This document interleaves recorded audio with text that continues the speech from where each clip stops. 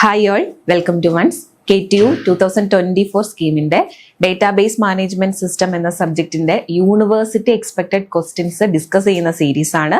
നമ്മൾ ഇന്ന് മോഡ്യൂൾ 1-ൽ നിന്നുള്ള യൂണിവേഴ്സിറ്റി എക്സ്പെക്ടഡ് ക്വസ്റ്റ്യൻസ് ആണ് ഡിസ്കസ് ചെയ്യുന്നത്. നമുക്ക് സെഷൻ സ്റ്റാർട്ട് ചെയ്യാം. അപ്പൊ നമുക്ക് സിലബസ് ആദ്യം ഒന്ന് നോക്കാം. ഇപ്പൊ 2 പാർട്ടായിട്ട് ഫസ്റ്റ് മോഡ്യൂളിനെ ഡിവൈഡ് ചെയ്തിട്ടുണ്ട്. അത്യാവശ്യം ലെങ്തി ആയിട്ടുള്ള ഒരു മോഡ്യൂളാണ്. ഫസ്റ്റ് പാർട്ട് എന്ന് പറയുന്നത് ഇൻട്രഡക്ഷൻ ടു ഡേറ്റാബേസസ് ആണ്.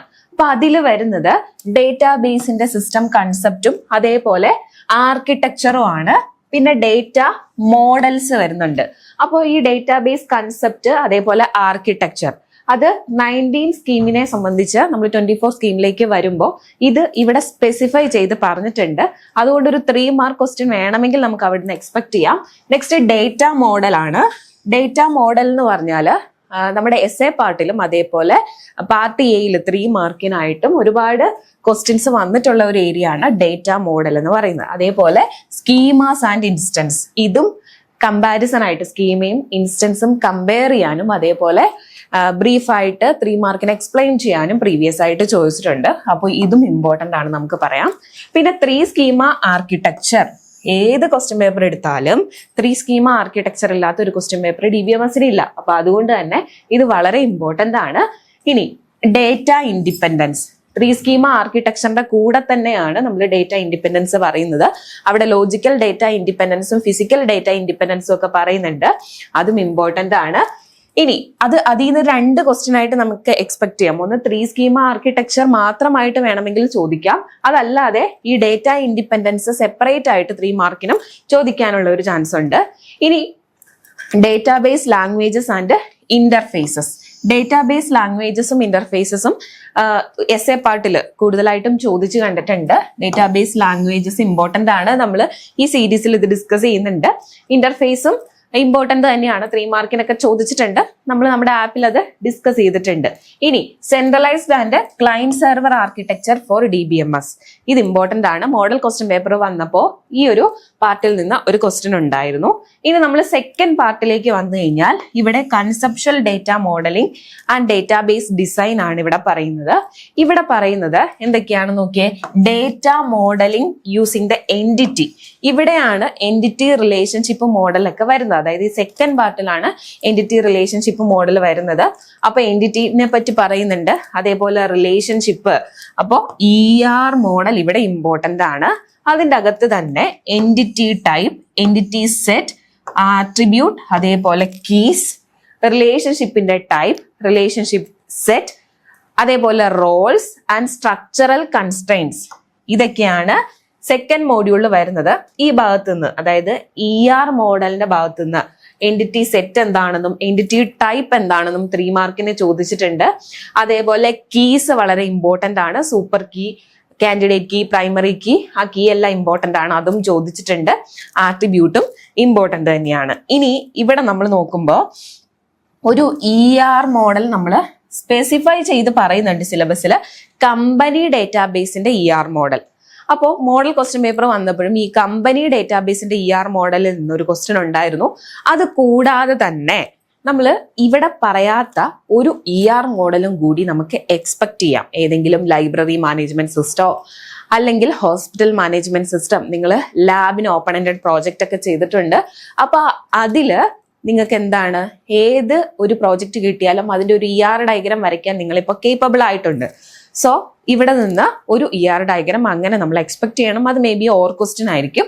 അപ്പോൾ ഇത്രയും കാര്യങ്ങളാണ് ഫസ്റ്റ് മോഡ്യൂളിന്റെ സിലബസിൽ വരുന്നത്. ഇതിൽ നിന്ന് വളരെ ഇമ്പോർട്ടൻ്റ് ആയിട്ട് ഒരെണ്ണം പോലും സ്കിപ്പ് ചെയ്യാതെ പഠിക്കേണ്ട കുറേ ടോപ്പിക്സും അതിൽ നിന്നുള്ള ക്വസ്റ്റ്യൻസും ആണ് ഡിസ്കസ് ചെയ്യുന്നത്. അതേപോലെ മോഡൽ ക്വസ്റ്റ്യൻ പേപ്പർ വന്നിട്ടുണ്ട്. അതിൽ നിന്നുള്ള ക്വസ്റ്റ്യനും നമ്മൾ ആൻസർ ചെയ്തിട്ടുണ്ട്. നമുക്കപ്പോൾ സെഷൻ സ്റ്റാർട്ട് ചെയ്യാം. ആദ്യത്തെ ക്വസ്റ്റ്യൻ എന്ന് പറയുന്നത് ഇവിടെ വീക്ക് എൻറ്റിറ്റി ആൻഡ് സ്ട്രോങ് എൻറ്റിറ്റിയും കമ്പയർ ചെയ്യാനാണ് പറഞ്ഞിരിക്കുന്നത് എക്സാമ്പിൾ യൂസ് ചെയ്ത്. Okay, compare weak entity and strong entity with example. അപ്പൊ നമുക്ക് നോക്കാം. ഇങ്ങനെ കമ്പയർ ചെയ്യാൻ പറഞ്ഞു കഴിഞ്ഞാൽ 2 കോളമായിട്ട് കൊടുക്കുന്നതാണ് ഏറ്റവും നല്ലത്. അപ്പോൾ സ്ട്രോങ് എൻറ്റിറ്റിക്കും വീക്ക് എൻറ്റിറ്റിക്കും സെപ്പറേറ്റ് കോളം കൊടുക്കുക. ഇനി അതിന്റെ ഫീച്ചർ വെച്ചിട്ട് ഡിഫറൻസ് പറഞ്ഞു കൊടുക്കുക. ഓക്കെ, അപ്പൊ ഫസ്റ്റ് എന്ന് പറയുന്നത് അതിന്റെ ഒരു ഡെഫിനിഷൻ ആണ്. സ്ട്രോങ് എൻറ്റിറ്റിയുടെ ഡെഫിനിഷൻ എന്ന് പറഞ്ഞാൽ എന്താണ്, an entity that can exist independently, ഒരു എൻറ്റിറ്റി ഇൻഡിപെൻഡന്റ് ആയിട്ട് എക്സിസ്റ്റ് ചെയ്യുന്നുണ്ടെങ്കിൽ അത് സ്ട്രോങ് എൻറ്റിറ്റി ആണ്. അങ്ങനെയാണെങ്കിൽ വീക്ക് എൻറ്റിറ്റി എന്ന് പറഞ്ഞാൽ എന്താണ്? ഈ എൻറ്റിറ്റി മറ്റൊരു എൻറ്റിറ്റിനെ ഡിപ്പെൻഡ് ചെയ്യുന്ന എൻറ്റിറ്റി ആണ് അല്ലെ. അപ്പൊ അങ്ങനെ മറ്റൊരു എൻറ്റിറ്റിനെ ഡിപ്പെൻഡ് ചെയ്യുന്ന എൻറ്റിറ്റിനെ നമുക്ക് വീക്ക് എൻറ്റിറ്റി എന്ന് പറയാം. ഇനി പ്രൈമറി കീ, സ്ട്രോങ് എൻറ്റിറ്റിയുടെ കേസിൽ പ്രൈമറി കീ പറയുന്നത് ഇതിൻ്റെതായ ഒരു പ്രൈമറി കീ ഉണ്ടായിരിക്കും. പക്ഷെ വീക്ക് എൻറ്റിറ്റിയുടെ കേസിൽ എന്ന് പറയുന്നത് ഇതിന് ഒരു ഫുൾ പ്രൈമറി കീ ഉണ്ടാവില്ല. കാരണം അതിനെ ഐഡന്റിഫൈ ചെയ്യാനായിട്ട് നമുക്കൊരു സ്ട്രോങ് എൻറ്റിറ്റിയുടെ ഹെൽപ്പും കൂടി ഉണ്ടെങ്കിൽ മാത്രമാണ് വീക്ക് എൻറ്റിറ്റിയിലെ എന്നെ നമുക്ക് യൂണീക്ക് ആയിട്ട് ഐഡന്റിഫൈ ചെയ്യാനായിട്ട് പറ്റുള്ളൂ. അതുകൊണ്ട് തന്നെ നമുക്ക് പറയാം it does not have a full primary key. Next identification. എങ്ങനെയാണ് നമ്മൾ ഐഡന്റിഫൈ ചെയ്യുന്നത് ഒരു സ്ട്രോങ് എൻറ്റിറ്റിനെ? അതിനെ അതിൻ്റെതായ ആട്രിബ്യൂട്ട് യൂസ് ചെയ്ത് തന്നെ നമുക്ക് സ്ട്രോങ് എൻറ്റിറ്റിനെ ഐഡന്റിഫൈ ചെയ്യാം. പക്ഷെ വീക്ക് എൻറ്റിറ്റിനെ നമുക്ക് ഐഡന്റിഫൈ ചെയ്യണം എന്നുണ്ടെങ്കിൽ വീക്ക് എൻറ്റിറ്റിയിലെ ആട്രിബ്യൂട്ടും വേണം. ഇനി അത് ഡിപ്പെൻഡ് ചെയ്യുന്ന അല്ലെങ്കിൽ അതിന്റെ ഓണർ ആയിട്ടുള്ള എൻറ്റിറ്റിയുടെ ആട്രിബ്യൂട്ടും കൂടി ഉണ്ടെങ്കിൽ മാത്രമാണ് നമുക്ക് വീക്ക് എൻറ്റിറ്റിനെ ഐഡന്റിഫൈ ചെയ്യാനായിട്ട് പറ്റുള്ളൂ. ഇനി ഇതിന്റെ എക്സിസ്റ്റൻസ് എന്ന് പറയുന്നത് നമ്മുടെ ഡെഫിനിഷനിൽ തന്നെ നമ്മൾ പറഞ്ഞിരുന്നു ഇത് ഇൻഡിപെൻഡന്റ് ആയിട്ടാണ് എക്സിസ്റ്റ് ചെയ്യുന്നതെന്നുള്ളത്. അപ്പോൾ സ്ട്രോങ് എൻറ്റിറ്റിക്ക് ഇൻഡിപെൻഡന്റ് ആയിട്ടുള്ള എക്സിസ്റ്റൻസ് ആണുള്ളത്. വീക്ക് എൻറ്റിറ്റിക്ക് ആണെങ്കിൽ ഡിപ്പെൻഡന്റ് എക്സിസ്റ്റൻസ് ആണുള്ളത്. ഇനി ഇതിനെ റെപ്രസെന്റ് ചെയ്യുന്നത് എങ്ങനെയാണ്? സ്ട്രോങ് എൻറ്റിറ്റി ഈ ഡയഗ്രാം വരയ്ക്കുമ്പോൾ നമുക്കറിയാം സ്ട്രോങ് എൻറ്റിറ്റിനെ ഒരു സിംഗിൾ റെക്റ്റാങ്കിൾ വെച്ചിട്ടാണ് റെപ്രസെന്റ് ചെയ്യുന്നത്.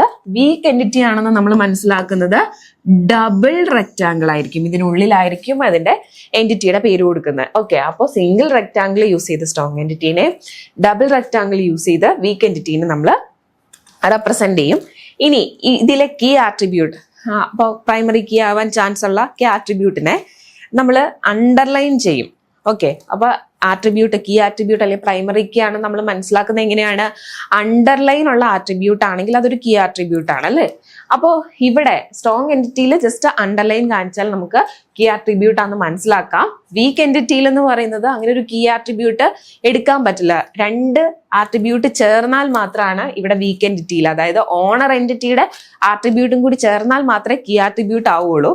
അപ്പൊ അതുകൊണ്ട് നമുക്ക് ഇവിടെ അണ്ടർലൈൻ കൊടുക്കാൻ പറ്റില്ല. ഇവിടെ ഉള്ളത് പാർഷ്യൽ കീ ആണ്.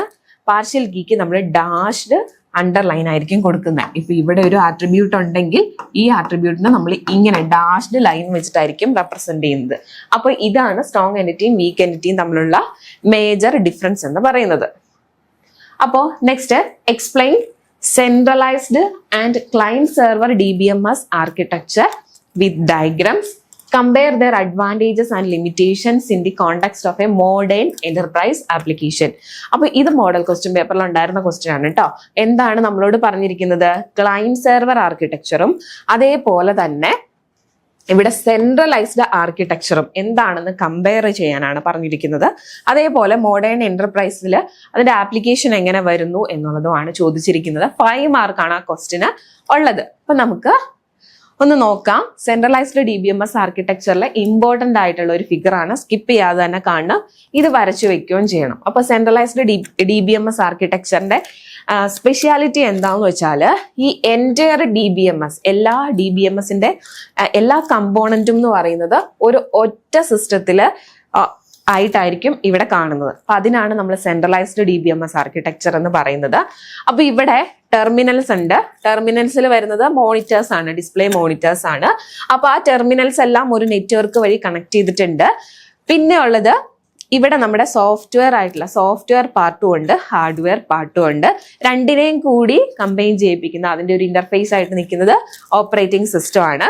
ഇനി ഈ സോഫ്റ്റ്വെയർ പാർട്ടിൽ എന്തൊക്കെയാ വരുന്നത്?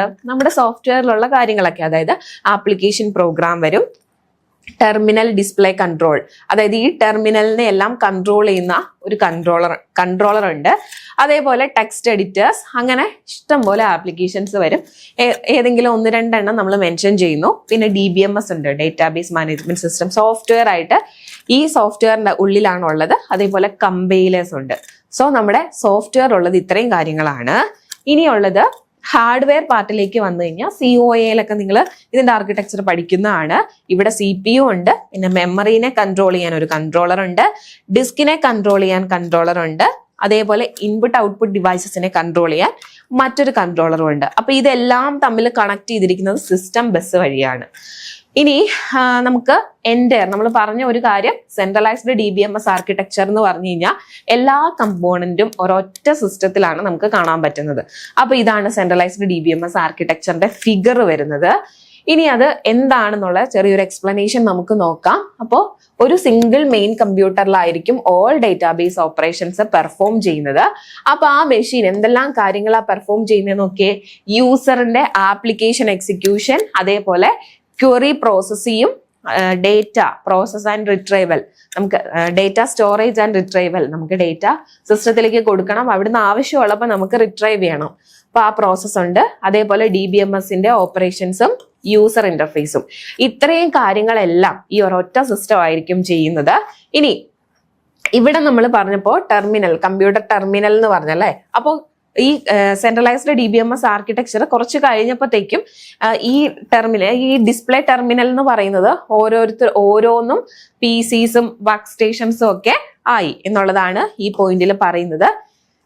ഇനിയുള്ളത് ഈ യൂസേഴ്സ് കണക്ട് ചെയ്യുന്നത് ഈ ഒരൊറ്റ സിസ്റ്റത്തിലേക്ക് തന്നെയായിരിക്കും. Users connected to the central system for data access. യൂസറിന് എന്തെങ്കിലും ഡേറ്റ വേണമെന്നുണ്ടെങ്കിൽ ഈ സെൻട്രൽ സിസ്റ്റത്തിലേക്കാണ് കണക്ട് ചെയ്തിരിക്കുന്നത്.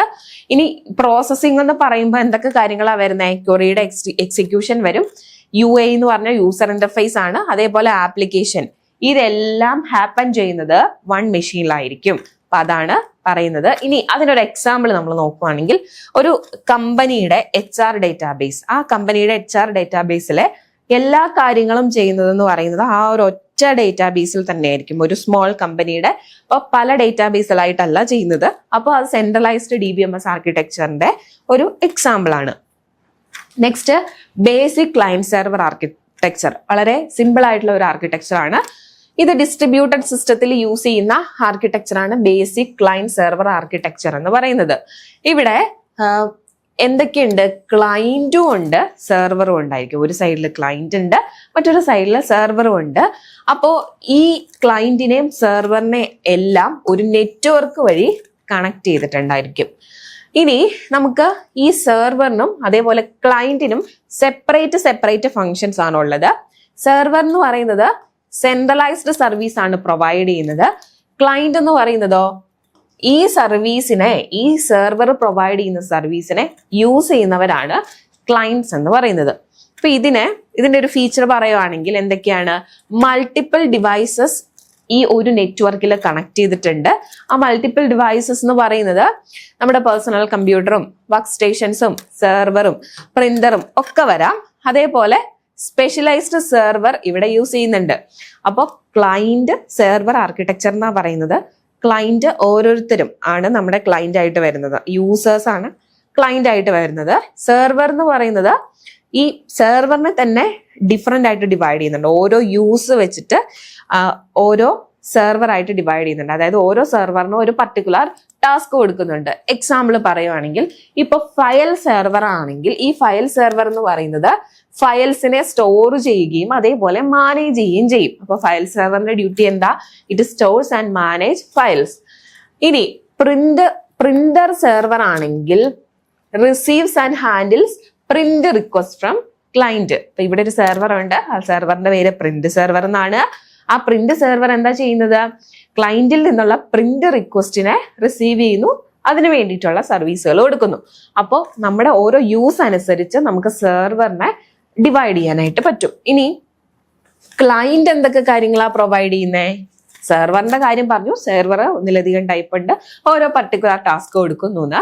അങ്ങനെയാണെങ്കിൽ ക്ലയന്റിന്റെ ഡ്യൂട്ടി എന്ന് പറയുന്നത് യൂസർ ഇന്റർഫേസ് പ്രൊവൈഡ് ചെയ്യുക, അതേപോലെ ലോക്കൽ പ്രോസസ്സിംഗ് കേപ്പബിലിറ്റി കൊടുക്കുക, ability to access server resources, then hardware plus software services to multiple clients. ഒരുപാട് ക്ലയൻറ്റ്സ് വരുമ്പോൾ അവർക്ക് ഹാർഡ്വെയറും അതേപോലെ സോഫ്റ്റ്വെയർ സർവീസസും കൊടുക്കുക എന്നുള്ളതും ക്ലയന്റിന്റെ ഡ്യൂട്ടിയാണ്.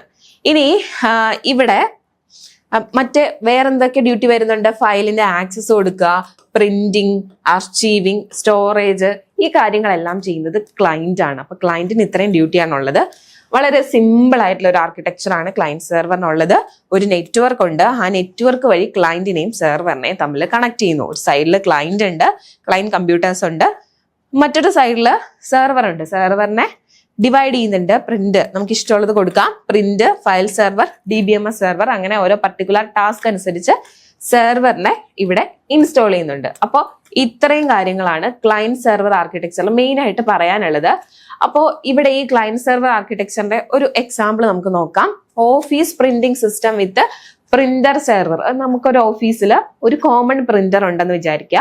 ആ കോമൺ പ്രിന്റർ, ഒരു കോമൺ പ്രിന്ററിനെ ആക്സസ് ചെയ്യുന്നത് ആ ഓഫീസിലുള്ള ഇപ്പൊ 10 സ്റ്റാഫ് ഉണ്ടെങ്കിൽ ആ 10 സ്റ്റാഫുകൾക്കും ആക്സസ് ചെയ്യാനായിട്ട് ഒരു കോമൺ പ്രിന്റർ ഉണ്ട്. അപ്പൊ ആ പ്രിന്റർ എന്ന് പറയുന്നത് ഒരു പ്രിന്റ് സെർവർ ആയിട്ട് ആക്ട് ചെയ്യും. ആ 10 കമ്പ്യൂട്ടേഴ്സും ക്ലയൻസ് ആയിട്ടും ആക്ട് ചെയ്യും. അപ്പോൾ ഇവിടെ നോക്കാം എങ്ങനെയാ അത് വർക്ക് ചെയ്യുന്നതെന്ന്. Employees send print commands from their computer. അവരവരുടെ കമ്പ്യൂട്ടറിൽ നിന്ന് ഒരു പ്രിന്റ് റിക്വസ്റ്റ് കൊടുക്കാൻ പറ്റും. അപ്പൊ ആ ഓരോ കമ്പ്യൂട്ടറിനെ നമ്മൾ എന്തെന്നാണ് പറയുന്നത്? ക്ലയന്റ് എന്നാ പറയുന്നത്. All request go to the central printer server. എല്ലാ റിക്വസ്റ്റുകളും എങ്ങോട്ട് പോകുന്നു? സെൻട്രൽ പ്രിന്റർ സെർവറിലേക്ക് പോകുന്നു. ഇനി ഈ സെർവർ ആണ് ജോബിനെ ഫോർവേഡ് ചെയ്ത് ഓരോ പ്രിന്റർ, ഇപ്പൊ 10 സിസ്റ്റംസ് നമ്മൾ കളക്ട് ചെയ്തിട്ടുണ്ട്. അവരെല്ലാവരും ഒരേ സമയത്ത് പ്രിന്റ് കൊടുക്കുകയാണെങ്കിൽ ആ ജോബിനെ ഷെഡ്യൂൾ ചെയ്ത് 1 by 1 ആയിട്ട് അവർക്ക് റിസൾട്ട് കൊടുക്കുന്ന ജോലിയാണ് ആ കോമൺ പ്രിന്റ് സെർവറിന് ഉള്ളത്. ഇനി അതേപോലെ മറ്റൊരു എക്സാമ്പിൾ പറഞ്ഞാൽ ഓൺലൈൻ എക്സാമിനേഷൻ സിസ്റ്റം ആണെങ്കിൽ അവിടെ സ്റ്റുഡൻസ് അവരുടെ പേഴ്സണൽ കമ്പ്യൂട്ടറോ ലാപ്ടോപ്പ് ഒക്കെ യൂസ് ചെയ്തിട്ട് ലോഗിൻ ചെയ്യും. അപ്പൊ അവരെ നമുക്ക് ക്ലയന്റ് എന്ന് പറയാം. ക്വസ്റ്റ്യൻ പേപ്പറും ആൻസറും എല്ലാം സ്റ്റോർ ചെയ്തിരിക്കുന്നത് എവിടെയായിരിക്കും? സെൻട്രൽ സെർവറിലായിരിക്കും. ഇനി സ്റ്റുഡൻസിന് ജസ്റ്റ് ആ ക്വസ്റ്റ്യൻ പേപ്പറിനെ ആക്സസ് ചെയ്യാനും അതേപോലെ ആൻസർ സബ്മിറ്റ് ചെയ്യാനുമുള്ള പ്രൊവിഷൻ മാത്രമേ ഉള്ളൂ. അപ്പോൾ ഇവിടെയും എന്ത് തന്നെയാണ് വരുന്നത്? ഒരു ക്ലയന്റ് സെർവർ ആർക്കിടെക്ചർ ആണ് വരുന്നത്. ഓൺലൈൻ എക്സാമിനേഷൻ സിസ്റ്റം വെച്ച് പറയുവാണെങ്കിൽ ഇവിടെ സ്റ്റുഡൻസ് ആണ് ക്ലയൻസ് ആയിട്ട് വരുന്നത്. സ്റ്റുഡൻസിന് കുറച്ച് കാര്യങ്ങൾ മാത്രമേ ചെയ്യാൻ പറ്റുള്ളൂ. ജസ്റ്റ് ക്വസ്റ്റ്യൻ കാണുക, ആൻസർ സബ്മിറ്റ് ചെയ്യുക. സെർവറിലാണ് ഈ ക്വസ്റ്റ്യൻ പേപ്പർ ലോഡ് ചെയ്തിരിക്കുന്നത്, ക്വസ്റ്റ്യൻ പേപ്പർ ഉള്ളത് സേവ് ചെയ്ത് പെർമനന്റ് ആയിട്ട് വെച്ചിരിക്കുന്നത്. അതിന്റെ ഒരു വ്യൂ മാത്രമാണ് ക്ലയന്റിന് കാണാൻ പറ്റുന്നത്. അപ്പോൾ അതാണ് ഇതിന്റെ എക്സാമ്പിള്. നെക്സ്റ്റ് നമുക്ക് ഇത് തമ്മിലുള്ള ഒരു കമ്പാരിസൺ നോക്കുകയാണെങ്കിൽ സെൻട്രലൈസ്ഡ് DBMS ആർക്കിടെക്ചർ എന്ന് പറയുന്നത് ഇതിന്റെ പ്രോസസ്സിംഗ് പവർ അത് എല്ലാം ഒരൊറ്റ സിസ്റ്റത്തിലാണ് എന്നുള്ളത് നമ്മൾ പറഞ്ഞു. ക്ലയന്റ് സെർവർ ആണെങ്കിൽ distributed between client and server, ക്ലയന്റും സെർവറും തമ്മിൽ ഡിസ്ട്രിബ്യൂട്ട് ചെയ്തിട്ടുണ്ട്. ഇനി ഫാൾട്ട് ടോളറൻസ് എന്ന് പറഞ്ഞാൽ ഇവിടെ വരുന്നത് സെൻട്രലൈസ്ഡ് DBMS ആർക്കിടെക്ചറിൽ സിംഗിൾ പോയിന്റ് ഓഫ് ഫെയിലർ ആയിരിക്കും വരുന്നത്. അതായത് എല്ലാം ഒരൊറ്റ സിസ്റ്റത്തിലാണ് ചെയ്യുന്നത്. അപ്പൊ ആ പോയിന്റ് എന്ന് പറയുന്നത് ഫെയിലർ ആയിട്ടുണ്ടെങ്കിൽ അതിനെ ഫുൾ ആയിട്ട് നമ്മൾ റിക്കവർ ചെയ്തെടുക്കേണ്ടി വരും. നെക്സ്റ്റ് ക്ലയന്റ് സെർവറിലാണെങ്കിൽ ഇവിടെ ഏതെങ്കിലും ഒരു നോഡ് ഫെയിൽ ആയാൽ പോലും ഡിസ്ട്രിബ്യൂട്ടഡ് സിസ്റ്റം ആയതുകൊണ്ട് നമ്മുടെ ഡേറ്റാസ് ഒന്നും ലോസ് ആവില്ല. ആ ഒരു നോഡ് റീപ്ലേസ് ചെയ്തിട്ടുണ്ടെങ്കിൽ നമുക്ക് ഡേറ്റാസ് ലോസ് ആവാതെ കിട്ടുന്നതായിരിക്കും. നെക്സ്റ്റ് എന്ന് പറയുന്നത് ആക്സസിബിലിറ്റി ആണ്. സെൻട്രലൈസ്ഡ് DBMS ആർക്കിടെക്ചറിന്റെ ലിമിറ്റഡ് ആയിട്ടുള്ള ടെർമിനൽസ് ആയിരിക്കും ഉണ്ടാവുന്നത്. അതേപോലെ ക്ലയന്റ് സെർവറിൽ പറയുവാണെങ്കിൽ ക്ലയൻസ് ഇഷ്ടം പോലെ ക്ലയൻസിന് ഈ സിസ്റ്റം യൂസ് ചെയ്യാൻ പറ്റും. സോ അതുകൊണ്ട് നമുക്കിത് വൈഡ് ആണെന്ന് പറയാം. അതിൽ കാരണം എന്താണ്? ഡെസ്ക്ടോപ്പും വെബ് ആപ്ലിക്കേഷൻ ആയിട്ടും മൊബൈൽ ക്ലയൻസ് ആയിട്ടും ഒക്കെ ഇഷ്ടം പോലെ ക്ലയൻസ് വരുന്നുണ്ട്. അതുകൊണ്ട് അതിന്റെ ആക്സസിബിലിറ്റി എന്ന് പറയുന്നത് വൈഡ് ആണ്. നെക്സ്റ്റ് നെറ്റ്വർക്ക് ട്രാഫിക്, അതായത് ഡേറ്റാബേസ് ഓപ്പറേഷന്റെ കേസിൽ നെറ്റ്വർക്ക് ട്രാഫിക് എന്ന് പറയുന്നത് കുറവാണ്.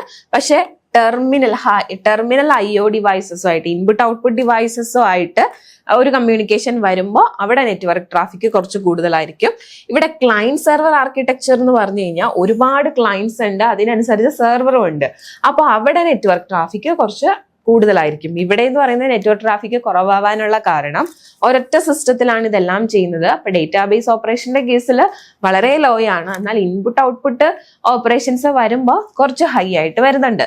ഇനി ഡെവലപ്മെന്റ് കോസ്റ്റ് എന്ന് പറയുന്നത് സെൻട്രലൈസ്ഡ് DBMS ആർക്കിടെക്ചറിന് പൊട്ടൻഷ്യൽ ഹൈ കോസ്റ്റ് ആയിരിക്കും. അതേപോലെ ക്ലയന്റ് സെർവർ ആണെങ്കിൽ ഡെവലപ്മെന്റ് കോസ്റ്റ് ലോ ആണ്. ഇനി കോംപ്ലക്സിറ്റി എന്ന് പറയുന്നത് simpler to manage at a basic level മുതൽ നമുക്ക് സെൻട്രലൈസ്ഡ് DBMS ആർക്കിടെക്ചറിൽ മാനേജ് ചെയ്യാനായിട്ട് പറ്റും. ഇനി ഇവിടെ complexity more complex to design, implement and secure. അപ്പോൾ ഇത് ക്ലയന്റും സെർവറും ഒക്കെ ഒരുപാടുണ്ട്. അപ്പൊ അതുകൊണ്ട് തന്നെ ഇത് ഡിസൈൻ, അതിന്റെ ഇംപ്ലിമെന്റേഷൻ എന്നൊക്കെ പറയുന്നത് കുറച്ച് കോംപ്ലക്സ് ആണ്. ഇനി മോഡേൺ റിലവൻസ് എന്ന് പറയുന്നത്, ഇപ്പൊ നമ്മൾ ട്രഡീഷണൽ ആയിട്ട് യൂസ് ചെയ്തുകൊണ്ടിരിക്കുന്ന ലെഗസി സിസ്റ്റം ആണ് നിഷയും അതേപോലെ ലാർജ്ലി ഒബ്സല്യൂട്ട് എന്ന് പറയുന്നത്. ഇപ്പൊ ഇതാണ് നമ്മൾ സെൻട്രലൈസ്ഡ് DBMS ആർക്കിടെക്ചറിൽ യൂസ് ചെയ്യുന്നത്. ഇനി ഇവിടെ എന്ന് പറയുന്നത് നമ്മൾ standard for virtually all modern applications. ഇപ്പോൾ വരുന്ന വിർച്വൽ ആപ്ലിക്കേഷൻസ് അല്ലെങ്കിൽ മോഡേൺ ആപ്ലിക്കേഷൻസിലെല്ലാം നമ്മൾ യൂസ് ചെയ്യുന്നത് ക്ലയന്റ് സെർവർ ആർക്കിടെക്ചർ ആണ്. അപ്പൊ നമ്മൾ നമ്മുടെ ക്വസ്റ്റ്യൻ അനുസരിച്ചുള്ള ഒരു കമ്പാരിസൺ ആണ് ഇവിടെ കണ്ടത്. അപ്പോൾ 2 ക്വസ്റ്റ്യൻ നമ്മൾ ഡിസ്കസ് ചെയ്ത് കഴിഞ്ഞു. ഇനി തേർഡ് ക്വസ്റ്റ്യൻ എന്ന് പറയുന്നത്, നോക്കിക്കേ, നമ്മൾ സിലബസ് ഡിസ്കസ് ചെയ്തപ്പോൾ തന്നെ പറഞ്ഞിരുന്നു കീസ് വളരെ ഇമ്പോർട്ടന്റ് ആണെന്നല്ലേ. അപ്പൊ ഇവിടെ ചോദിച്ചിരിക്കുന്നത് distinguish between super key, candidate key and primary key. 3 key തന്നിട്ടുണ്ട്. അത് തമ്മിലുള്ള ഡിഫറൻസ് ചോദിച്ചിട്ടുണ്ട്. Illustrate a real world example from a university student registration system. ഇത് മോഡൽ ക്വസ്റ്റ്യൻ പേപ്പറിൽ ഉണ്ടായിരുന്ന ക്വസ്റ്റ്യൻ ആണ് കേട്ടോ. അതായത് ഒരു സ്റ്റുഡന്റ് രജിസ്ട്രേഷൻ സിസ്റ്റത്തിന്റെ എക്സാമ്പിൾ വെച്ചിട്ട് ഈ കീ എല്ലാം എന്താണ് എന്നുള്ളത് പറയുക എന്നുള്ളതാണ്. അപ്പൊ നമുക്ക് നോക്കാം. Super key, candidate key, primary key, നമ്മൾ 3 കോളം സെറ്റ് ചെയ്തു. ഇനി ഫസ്റ്റ് എന്ന് പറയുന്നത് അതിന്റെ ഡെഫിനിഷൻ പറഞ്ഞു കൊടുക്കണം. യുണീക്ക് ഐഡന്റിഫയർ ആണ് ഈ സൂപ്പർ കീ എന്ന് പറയുന്നത്. യുണീക്ക് ഐഡന്റിഫയർ ആണ്. ഇതില് മേ ഹാവ് എക്സ്ട്രാ ആട്രിബ്യൂട്ട്. ഇതിന് ചിലപ്പോൾ ഈ എക്സ്ട്രാ ആട്രിബ്യൂട്ട്സ് കാണാനുള്ള എക്സ്ട്രാ ആട്രിബ്യൂട്ട്സ് വരും. അപ്പോൾ അത് എങ്ങനെയാ വരുന്നതെന്നുള്ളത് പറഞ്ഞുതരാം. അപ്പൊ ജസ്റ്റ് ഡെഫിനേഷൻ നോക്കുക. യുണീക്ക് ഐഡന്റിഫയർ ആണ്, ഇതിന് എക്സ്ട്രാ ആട്രിബ്യൂട്ട്സ് വരും. ഇനി കാൻഡിഡേറ്റ് കീ എന്ന് പറയുന്നത് മിനിമൽ സൂപ്പർ കീ ആണ്. ഇത് ഇതേപോലെ തന്നെ പഠിക്കണം കേട്ടോ. എങ്ങനെയാ വരുന്നതെന്നുള്ളത് നമ്മൾ കുറേ ക്ലാസ്സുകൾ കണ്ടതാണ്. എക്സാമ്പിൾ പറയുമ്പോൾ കുറച്ചുകൂടി കൂടുതൽ മനസ്സിലാവും. പ്രൈമറി കീ എന്ന് പറഞ്ഞു കഴിഞ്ഞാൽ സെലക്ടഡ് കാൻഡിഡേറ്റ് കീ ആണ്. അപ്പോൾ ഇവിടെ പ്രൈമറി കീ എന്ന് പറയുന്നത് ഒരെണ്ണേ വരാനുള്ള ചാൻസ് ഉള്ളൂ. അതായത് ഒരു റോയിനെ യുണീക്കിൽ ഐഡന്റിഫൈ ചെയ്യാനാണ് പ്രൈമറി കീ യൂസ് ചെയ്യുന്നത്. കാൻഡിഡേറ്റ് കീ എന്ന് പറയുന്നത് ആ റോയില് യുണീക്കലി ഐഡന്റിഫൈ ചെയ്യാൻ പറ്റുന്ന ഒന്നിലധികം ആട്രിബ്യൂട്ട്സ് ഉണ്ടെങ്കിൽ അതിനെ എല്ലാം കൂടി ഒരു സെറ്റ് ആക്കും. അതിലെ ഒന്നാണ് പ്രൈമറി കീ ആയിട്ട് നമ്മൾ യൂസ് ചെയ്യുന്നത്. പ്രൈമറി കീ ആകാൻ ചാൻസ് ഉള്ളതിനെ എല്ലാം കൂടി ചേർത്ത് വെക്കുന്നതാണ് കാൻഡിഡേറ്റ് കീ എന്ന് പറയുന്നത്. സൂപ്പർ കീ എന്ന് പറഞ്ഞിട്ടുണ്ടെങ്കിൽ പ്രൈമറി കീ ആകാൻ ചാൻസ് ഉള്ളത് അല്ലെങ്കിൽ യുണീക്കലി ഐഡന്റിഫൈ ചെയ്യാൻ പറ്റുന്ന ആട്രിബ്യൂട്ട് ആയിരിക്കും ഇതിൻ്റെ അകത്തുള്ളത്. അതിൻ്റെ കൂടെ വേറെ ഏതെങ്കിലും ആട്രിബ്യൂട്ടും കൂടെ വരും. അതായത് ഇപ്പോൾ ID ആണെങ്കിൽ അത് യുണീക്കലി ഒരു റോയിനെ ഐഡന്റിഫൈ ചെയ്യാൻ പറ്റും. അതിൻ്റെ കൂടെ യുണീക്കലി ഐഡന്റിഫൈ ചെയ്യാൻ പറ്റാത്ത ഒരു ആട്രിബ്യൂട്ട് ഇടുന്നു. ചിലപ്പോൾ നെയിം ആയിരിക്കും ഇടുന്നത്. അങ്ങനെ വരുമ്പോൾ അത് സൂപ്പർ കീ ആവും. അതാണ് മേ ഹാവ് എക്സ്ട്രാ ആട്രിബ്യൂട്ട്സ് എന്ന് പറഞ്ഞിട്ടുള്ളത്. ഇനി ഇവിടെ സൂപ്പർ കീൽ എന്ന് പറയുന്നത് റിഡുണ്ടൻസി അലൗ ചെയ്യും. ഒന്നിലധികം കീസ് ഇവിടെ വരുന്നുണ്ട്, എക്സ്ട്രാ ആട്രിബ്യൂട്ട്സ് വരുന്നുണ്ട്. കാൻഡിഡേറ്റ് കീൽ എന്ന് പറയുന്നത് റിഡുണ്ടൻസി ഒന്നുമില്ല. പ്രൈമറി കീ ആവാൻ ചാൻസ് ഉള്ളതിന്റെ എല്ലാം സെറ്റ് ആണ്. സോ അവിടെ റിഡുണ്ടൻസി ഇല്ല. പ്രൈമറി കീയിലും എന്തില്ല, റിഡുണ്ടൻസി വരില്ല. ഇനി കൗണ്ട് എന്ന് പറയുന്ന സൂപ്പർ കീൽ എന്ന് പറയുന്നതായിരിക്കും ഏറ്റവും കൂടുതൽ. നമുക്ക് സൂപ്പർ കീ ഒരുപാട് ഉണ്ടാക്കിയെടുക്കാം. സോ സൂപ്പർ കീ ഒരുപാട് ഉണ്ടായിരിക്കും. കാൻഡിഡേറ്റ് കീ എന്ന് പറയുന്നത് മിനിമൽ ഈ പറഞ്ഞിരിക്കുന്നതാണ്, അതായത് മിനിമൽ സൂപ്പർ കീ ആണ്. സോ അതുകൊണ്ട് ഇത് ഫ്യൂ ആണ് വരുന്നത്. പ്രൈമറി കീ എന്താണെങ്കിലും only 1 ആണ്. ഓക്കെ, ഇനി എക്സാമ്പിൾ വെച്ചിട്ട് നമുക്ക് നോക്കാം. സൂപ്പർ കീ വരുമ്പോൾ, അതായത് ഒരു യൂണിവേഴ്സിറ്റി ഡേറ്റാബേസിൽ ID നെയിം ഒക്കെ ഉണ്ടെന്ന് വിചാരിക്കാം. അപ്പൊ അതിലെ ID എന്ന് പറയുന്നത് നമുക്ക് പ്രൈമറി കീ ആയിട്ട് എടുക്കാം അല്ലെ. കാൻഡിഡേറ്റ് കീ IDയും നെയിമും ആണ് വരുന്നത് എന്നുണ്ടെങ്കിൽ അതിലെ ID കാൻഡിഡേറ്റ് കീ ആയിട്ട് വരും. IDയുടെ കൂടെ ഏതെങ്കിലും ആട്രിബ്യൂട്ട് ചേർത്ത് കഴിഞ്ഞാൽ അതെന്താവും, നെയിം ആയിട്ട് വരും. നെയിം ഏതെങ്കിലും ആട്രിബ്യൂട്ട് കൂടി ചേർത്ത് കഴിഞ്ഞാൽ നെയിം, അതും കൂടി ചേർത്താൽ സൂപ്പർ കീ ആയിട്ട് വരും. അപ്പോ ഇവിടെ അത് പറയുന്നുണ്ട്. ജസ്റ്റ് ഈ എക്സാമ്പിൾ ഇവിടെ ഇങ്ങനെ കാണിച്ചേക്കുന്നേ ഉള്ളൂ. ഇതിന്റെ ഡീറ്റെയിൽ ആയിട്ട് നമുക്കൊന്ന് നോക്കാം. റിയൽ വേൾഡ് എക്സാമ്പിൾ ഒരു university database system, university student registration system ആണ്. അപ്പൊ ഇവിടെ ഒരു സ്റ്റുഡന്റിന്റെ റിലേഷൻ, അതായത് സ്റ്റുഡന്റിന്റെ ടേബിൾ ഉണ്ട്. അതിനുള്ളിലുള്ളത് സ്റ്റുഡന്റിന്റെ ID ഉണ്ട്, നെയിം ഉണ്ട്, ഇമെയിൽ ഉണ്ട്, social security number, phone number, address. ഇതില് എന്തൊക്കെയാണ് യുണീക്കലി ഒരു റോയിനെ ഐഡന്റിഫൈ ചെയ്യാൻ പറ്റുന്നത്? സ്റ്റുഡന്റ് ID വെച്ചിട്ട് നമുക്ക് യുണീക്കലി ഐഡന്റിഫൈ ചെയ്യാം. നെയിം എന്ന് പറയുന്നത് ഒന്നിലധികം സെയിം നെയിം ഒന്നിലധികം എണ്ണം വരാം. അതുകൊണ്ട് അതിനെ യുണീക്ക് ആയിട്ട് ഐഡന്റിഫൈ ചെയ്യാൻ പറ്റില്ല. പക്ഷെ ഇമെയിൽ ID, അതേപോലെ social security number, phone number, അതൊക്കെയും നമുക്ക് പ്രൈമറി കീക്ക് ആക്കാൻ പറ്റുന്നതാണ്. അപ്പോൾ ഇതെല്ലാം കീസ് ആണ്. അപ്പോൾ നമുക്ക് പറയാം സ്റ്റുഡന്റ് ID യുണീക്ക് ആണ്, ഇമെയിൽ ID യുണീക്ക് ആണ്, സോഷ്യൽ സെക്യൂരിറ്റി നമ്പർ യുണീക്ക് ആണ്. ഈ ഫോൺ നമ്പറിന്റെ കേസിലും ചിലപ്പോൾ ഒരു ഫോൺ നമ്പർ ഒന്നിലധികം പേര് യൂസ് ചെയ്യുന്നുണ്ടായിരിക്കും. അതുകൊണ്ട് നമുക്ക് അതും ഒരു കീ ആയിട്ട് പറയണ്ട. ഓക്കെ, അപ്പോ ഇവിടെ നോക്കിയേ, സൂപ്പർ കീ അതിൻ്റെ അകത്ത് എങ്ങനെ വരും എന്നുള്ളത് നോക്കാം. ഇവിടെ ആദ്യം നമുക്ക് കാൻഡിഡേറ്റ് കീ എടുക്കുകയാണെങ്കിൽ ഇപ്പോൾ കാൻഡിഡേറ്റ് കീ എന്ന് പറയുമ്പോൾ മിനിമൽ 1 ആയിരിക്കും വരുന്നത്. അപ്പൊ ആ ഒരു യൂണിവേഴ്സിറ്റി ഡേറ്റാബേസിൽ ഉള്ളത് സ്റ്റുഡന്റ് ID, അതിൻ്റെ അകത്ത് ആധാർ നമ്പർ ഉണ്ടെങ്കിൽ ആധാർ നമ്പർ, ഇമെയിൽ, ഇത്രയും കാര്യങ്ങൾ ആ റോയിനെ യുണീക്ലി ഐഡന്റിഫൈ ചെയ്യാൻ പറ്റുന്നതാണ്. സോ ഇതെല്ലാം കാൻഡിഡേറ്റ് കീയിലാണ് വരുന്നത്. ഇനി ഇതിൽ നിന്ന് ഒരെണ്ണമായിരിക്കും പ്രൈമറി കീ ആയിട്ട് വരുന്നത്. മനസ്സിലായോ? അപ്പൊ ഇവിടെ റെപ്പറ്റീഷൻ ഒന്നും വരില്ല. Student ID, Aadhaar number, email ID primary key ആകാൻ ചാൻസ് ഉള്ളതെന്ന് പറയാം. അതും അല്ലെങ്കിൽ ഒരു റോയിനെ യുണീക്ലി ഐഡന്റിഫൈ ചെയ്യുന്ന ഏതൊക്കെ ആട്രിബ്യൂട്ട് ഉണ്ട് അതിനെല്ലാം നമുക്ക് കാൻഡിഡേറ്റ് കീ എന്ന് പറയാം. അപ്പൊ കാൻഡിഡേറ്റ് കീ നമ്മളിവിടെ കണ്ടു. ഇനി ഈ പ്രൈമറി കീ എന്ന് പറയുന്നത് ഇതിലേതെങ്കിലും ഒരെണ്ണമായിരിക്കും പ്രൈമറി കീ ആയിട്ട് വരുന്നത്. ഇപ്പൊ ഈ സ്റ്റുഡന്റ് ID-നെ നമുക്ക് പ്രൈമറി കീ ആയിട്ട് എടുക്കാം. Choose 1 from the candidate key. Next super key ആണെങ്കിൽ നമ്മൾ എങ്ങനെ എഴുതുന്നതെന്ന് വെച്ചാൽ, ഈ സ്റ്റുഡന്റ് ID ഇറ്റ്സെൽഫ് ഒരു സൂപ്പർ കീ ആണ്. അതേപോലെ ആധാർ നമ്പർ സൂപ്പർ കീ ആയിട്ട് യൂസ് ചെയ്യാം, ഇമെയിൽ സൂപ്പർ കീ ആയിട്ട് യൂസ് ചെയ്യാം. അതായത് ഈ കാൻഡിഡേറ്റ് കീനെ തന്നെ നമുക്ക് സൂപ്പർ കീ ആയിട്ട് യൂസ് ചെയ്യാം.